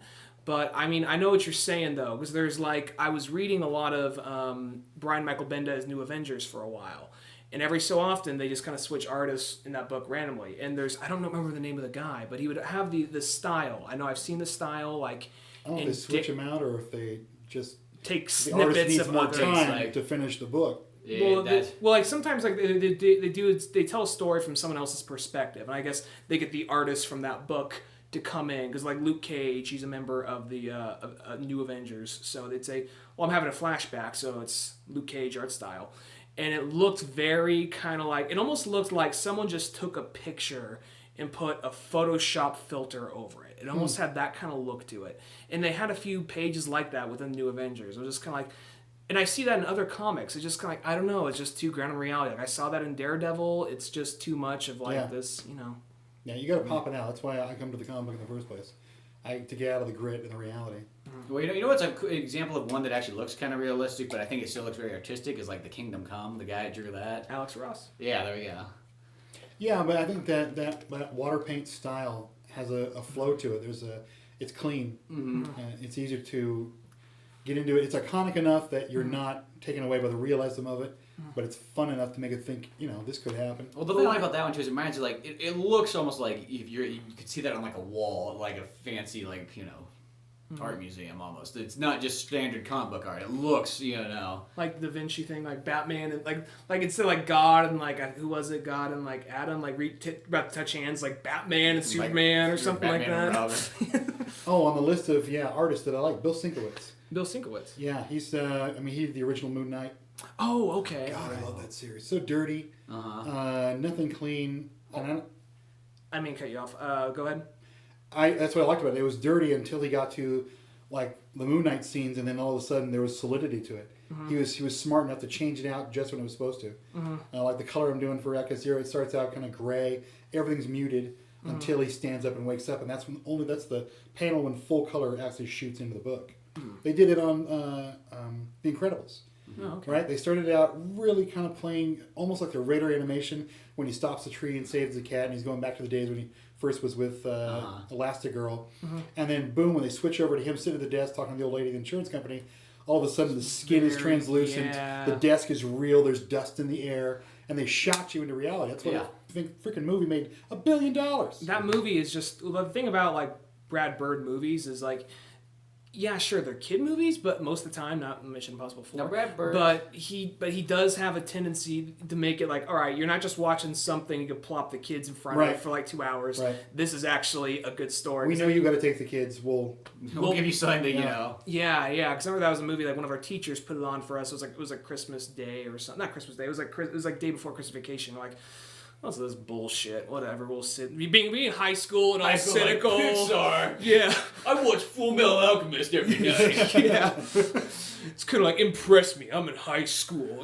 Just bitter and angry against everything. Then you actually watch it oh my God, this is a really good movie. This is everything that's good about superheroes right here. So I think the best cheat the entire movie was when they were on the island, the whole family finally got together and they all started to fight as one. And the crescendo of the music picked up and the excitement. And then just when you were getting into the whole fight scene, they did the pose and they were going in for more, they stopped him. And they froze him with his, little zero laser beam thing. Gravity, zero G, zero energy beam. And it was just when it was getting exciting. And for some reason, that really worked. And he's like, oh, you got busy. And they just stopped it and changed the whole feel of the movie. But your adrenaline's still going. Yeah. So it was really smart. I've never seen that before. Hard to do in a comic book.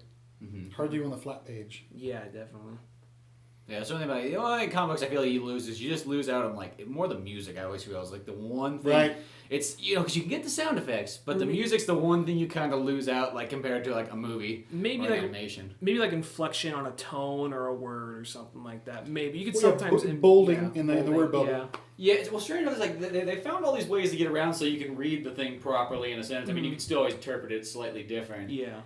But yeah, And the everyone one will. thing I always feel that the comic book, the only thing it can't really catch unless you want to throw a couple lines of like stuff on like a radio is just the music, just to kind of back it up. Yeah. I've always wanted to do it in Flash. I started to learn it for a while with that basic idea before they started doing the animated What Marvel. Just doing the Flash stuff, so when you moused over, heads move or the word bubble spoke. The narration was already built in. We're gonna do a little scooting really quickly so we can get closer to this outlet. Yeah. It's just getting to that point. Yay, kids' toys. I'm not sure if we mentioned we actually recorded this in the kids' room. There are no kids' children, so we just knocked over a bunch of shit. Yeah, we're in the kids' room of a Let 'em gym. cry. Okay. That's what they get for being kids. But there's actually by Smith Micro, the company that makes Anime Studio and Manga Studio. What do you want? I guess we get that working. Yeah. But Okay. they just made a program that's geared totally towards motion comics. I think it's called Motion Pro or something like that. Ooh. And I think it's only like $40 or something like that. And it's version 1, so obviously you're getting stuck with just the starting one. But yeah, they just released that down. And I was like, oh, well, if you want to do motion comics, I think that's what that thing's just totally made for. So I made the try. I mean, you can obviously do it like in any video editing program if you want to break things down and whatnot. You could always combine different programs. You could use a little bit of like Vegas. You could use probably a little bit of that, a little bit of Toon Boom. Well, I think I'm just talking about for just straight up motion comics. Oh, just motion comics by itself. Yeah, this thing. Okay. That's what this thing's made for. I was doing. Google makes. What's it called? Where you can basically do storyboarding and set up movie companies using it now. The program is huge. You only get like 8 hours to actually do something in the program itself. But you can make 3D models out of it. And what I needed was a helmet that I could rotate. The hardest part is getting Outcast Zero's helmet into specific positions. You're making it look the same each time. Yeah. Well, you know that there's that. It's another Smith Micro one. I'll advertise Smith Micro to the end of the day, but there's Poser, which is 3D modeling. So, but does it come preset with things? Like is there a guy on a motorcycle that can just take his helmet off and use the helmet? I know there's some presets. I don't know if there's a ton of presets, like, for different things like that. I was almost say you could make your own helmet, and then you could just always spin it around. If I get a toy, Yeah. if they made a toy helmet, I just paint on what I want. Even something that was completely solid. Yeah, it doesn't matter if the actual lines from his visor are there, because I'm imagining them anyway. But if I could get an actual helmet and paint those lines where they have to go, because that's the most important part. It's his face. And I'm trying to figure out a way to, when you're close enough, and only when you're close, you can see an outline of his skull covered in whatever that Verasheen stuff they put on to keep him alive. So at least he's had an outline. And in some extreme cases, I can show a reaction. Having a character with no reaction, no smile, no squinting, no nothing, that's the hardest part. Would you convey that through like shading or maybe the way the light reflects off the helmet, maybe, or Well, you get Red, who never takes his helmet off. Yeah. And he's mostly never smiling. Yeah, he's always got the same frown, which is pretty easy to draw. But I think because his visor is made for extreme situations, so he can't get blinded or whatever, then only like extreme light when it comes in. Like the day he gets, shocked with all those bolts of electricity. And I was saying that earlier. My son had the idea that when the electricity shoots out or shoots into him, in each small section of that electricity, he'll have little flashbacks inside. Huh. So it was a good idea. Yeah. I could do that thing on one page. And I was doing that with the DNA 26 when the kid goes around and he's infecting everyone. I couldn't show all 26 of the infections. That's the DNA. It's DNA 26. 8 is just a moniker. 26 is how many shots he has, and it's DNA, so it's DNA, blah, blah, blah. But I couldn't show all 26 people getting shot. So I did a 4-panel thing of him infecting people from different walks of life, even like a mom. And then I just did one panel of the photographs he had on a pegboard in this empty warehouse. I just had them flying around his head. So he did all those guys. Let's just move on. that works right there. You cover it quickly. Yeah. You got to. You got to do all these flashbacks in one shot. I wish I could direct this as a movie because that's how I see it. But that's sometime down the road. I have a friend, Ray, who lives in San Diego, and he's a filmmaker. Oh yeah. So I've known him since I lived in Alameda, had an apartment there, 3rd floor, overlooking the beach. I was one apartment away from the beach. I used to be able to watch sunsets go down behind San Francisco from the balcony window on the 3rd floor. Oh, wow. And that's where my art desk was. It wasn't an expensive place, but it was clean. It was Alameda. Yeah. They're kind of artsy-fartsy there anyway. Yeah. So Ray and I, he was an artist. We used to go out to the coffee shop and we just sit down and draw. It was a cool time. And he still thinks of me as his kind of his teacher, guru kind of guy. Nice. Yeah, like Pretty that. awesome. But he's got a whole company now. He's gone. Oh yeah. We're lucky we have Facebook. I'd never see him again. Yeah, that's the one way to keep in touch with people far away. Facebook rocks. I mean, Eric Larson is my Facebook friend. Holy crap. Oh, that's pretty awesome. Right Yeah, there. Tim Vigil, who I saw at the Stockton Comic Con. Tim is... Stockton has a Comic Con? I feel like a dumbass. I'm So sorry. that's the one he was at, like. Yeah, Oh, earlier that's on. where. I'm sorry. I thought that was the Sacramento. No, that's the one No, he's that's- coming up. we're all going to that one. Oh, okay. All So right. You're, I'm getting, sorry. you're getting confused. There's too many S There's words. too many S's, too many cons. Too many S's in the Sacramento. Too close It's like a together. fucking algebra problem. Okay. Sorry. Go ahead. go ahead. Tim Vigil's fame really comes from Faust. You know, the character in the play, Faust. Yeah. Makes a deal with the devil. But his book was X-rated. I'd say triple X-rated. There was nothing he wasn't doing in that book. But his art was so detailed and so incredible, you could almost overcome the eccentricity of it. It was a little over the top for me. I mean, Satanism and sex of all kinds with demons and everything. But he's an incredible artist. It was just amazing. So I saw him at the comic convention, and I walked up, and I'm friends with him on Facebook, and every while he'll post something, and I'll make a comment. Something nice, nothing derogatory, fan-based stuff. And I walked up, and I shook his hand. He was painting something. And he barely looked up, and I put my card on the table. I goes, I'm the one that's kind of been torturing you on Facebook. I'm glad to meet you. He goes, yeah. And he just goes back to doing whatever he was doing. And so I said, I really love your stuff. I have, since Faust, and it's really cool. He didn't even look at it. He goes, yep. He just kept on drawing, so I just walked away. I mean, my God. Sometimes I think it's Some like one of those ones. people- Like I think some people just get so burnt out from the public that they just become these like people. It's just like this like I'm here, but I don't want to be. Yeah. Dude, you rented the table. That's just my opinion. he shook my hand. I go like I've heard rumors that he's kind of a stoic person. I'm using a nice word. But I'm glad I got to meet him. And again, I'm still a fan of his stuff. And all of his stuff now seems a little more tame. He's doing this one drawing of this tiger in the jungle fighting a snake. Girl who's obviously nude, of course, leaning back against a tree. You only get to see one boob. But the detail is so incredible. And he spent days on it. Just drawing. mad respect. There's no way around it. You got to respect something like that. Huh. Well, that's cool. It is cool. I can't wait for that Sacramento one. That's gonna be sweet. Well, I hope to one day become a douche like that, and I can just, And just sit there and be like, yeah, what do you want? I drew stuff. Go away. Like Dan Didio wants you to call him. Fuck him. He can call me. He knows how to use the interwebs. Yeah. Twitter. He's working that 53 something. That's cute. Whatever. I'm getting a lot of crap from people about having 3,700 plus people on Facebook. And I keep telling them that this is a program made by some innocuous company you don't know. It's not your personal thing.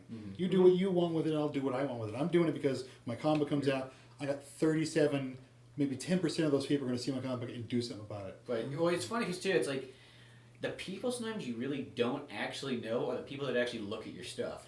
That's an absolute That's the fact. weirdest that is It's weird. new to them. It's because I like some of my closest friends like, hey, will you actually read the first 2 issues? Let me know what you think. Yeah, sure. Still haven't heard back from them. Yeah. Somebody who it's like, I sat next to you in biology.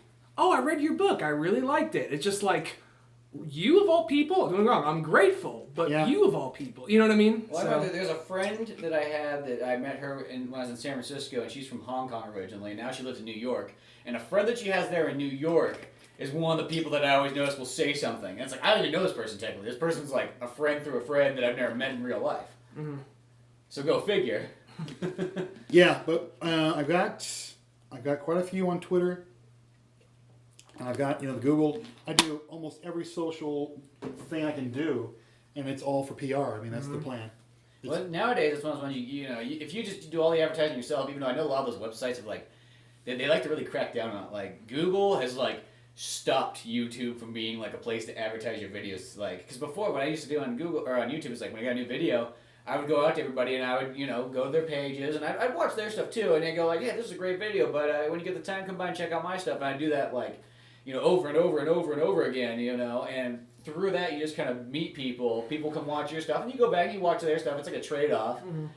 But no, Google's just like nope, you're not doing that anymore. Like YouTube is really only for watching videos. And you can comment on them, but you can't talk to the people that did it really. Unless it's in the comment section. Well, yeah, unless it's in like the video comment section. There's no comments on the page. You can't just go, yeah. Which someone called us fuckheads the other day. Did they? Yeah. Wow. I like that. That's nice. That's a nice word. That's reaching deep into your intellectual quotient. No. It was motherfucking fuckheads. I think if I remember correctly. I think that's what it was. Was this on Newgrounds? No, this was on YouTube. Oh, okay. It was on one of the older Batman videos. I'm going to take that as a compliment. Yeah. When people feel I'm anonymous, orange. they'll just Fuckheads do till the anything. end. Yeah. Well, at least they're out there. It's a response. It's a response. I always say too, Someone mostly said whenever people even they give you like negative comments, you mostly say like, hey, thanks for watching the video though. Yeah. You made it go up one more notch. Yeah. I got punished by Google for that.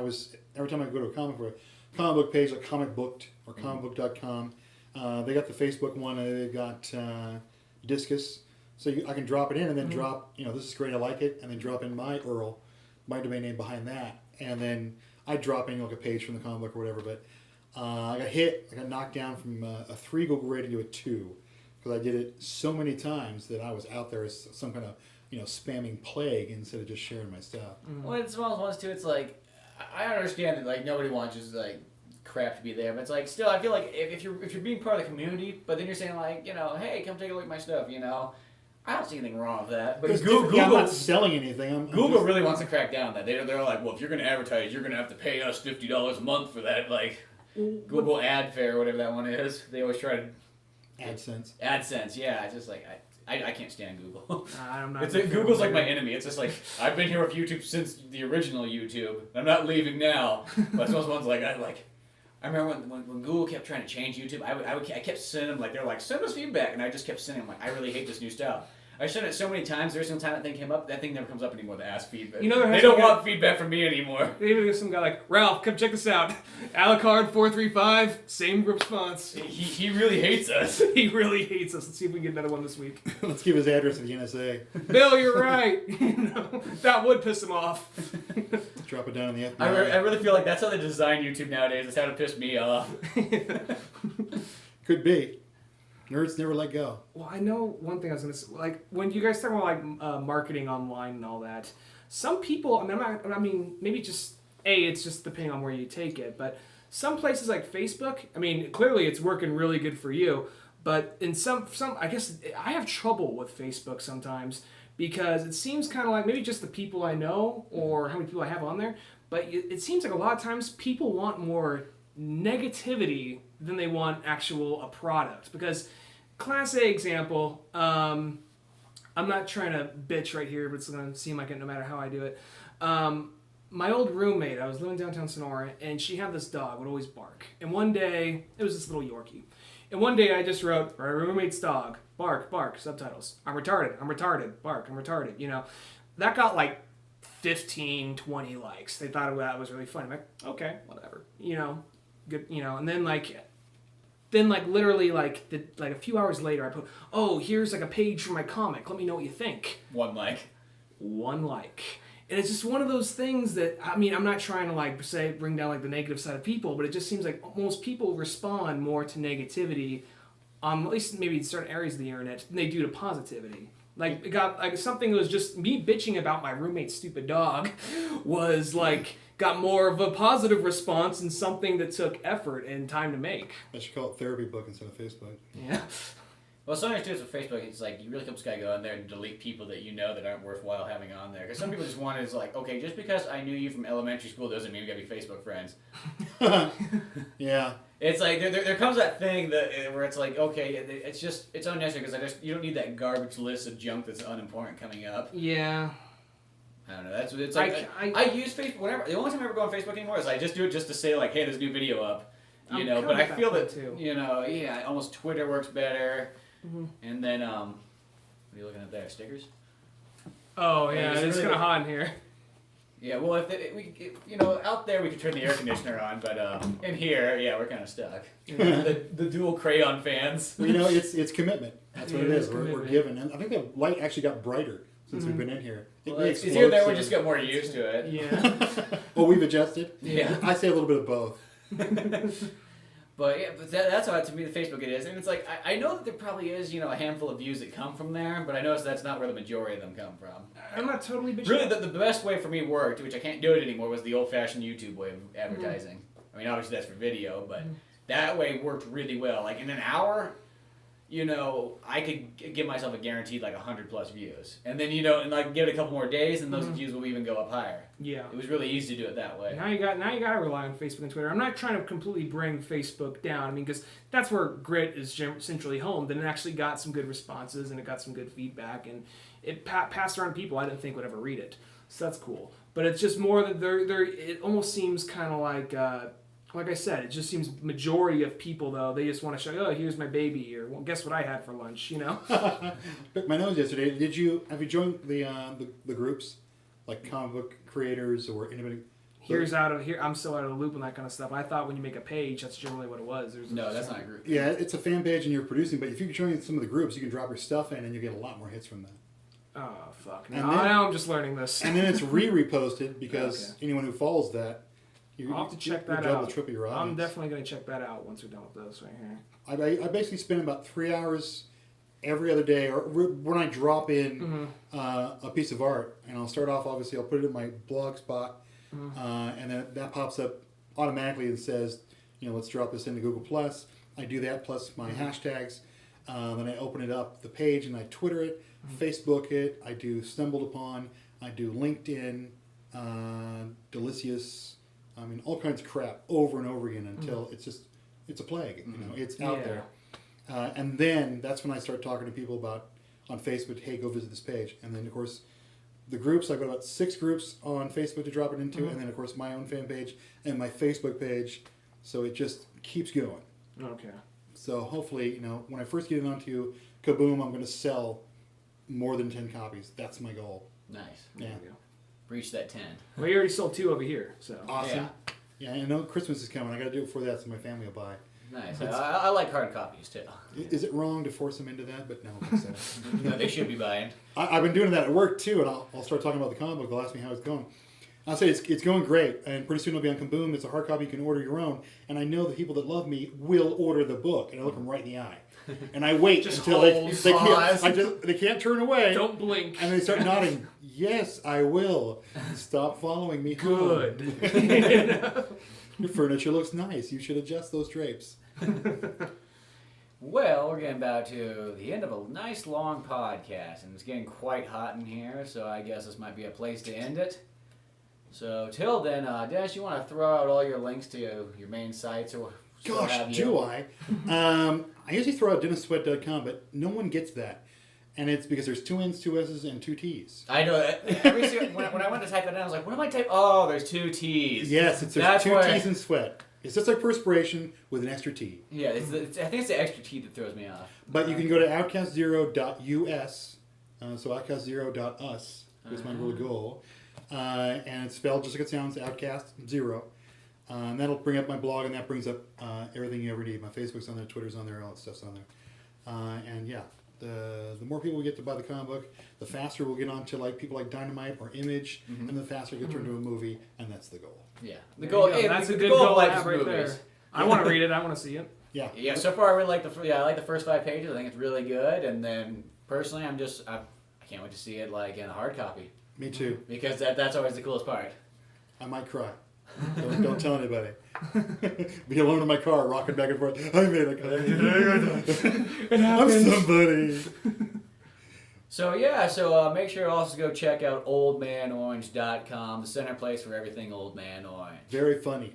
I know. Thank you. Old Man Orange. Good name. We got Drunk Batman episode 7 up. Yeah, so make sure to check that out. It's up on everything. It's on Newgrounds, it's on Vimeo, and it's on YouTube. So you can check it up all 3 of those. And oldmanorange.com as always. So till then, I'm Spencer Scott Holmes. I'm Ryan Dunigan. I'm Dennis Sweatt. And we will see you some other time. See you later.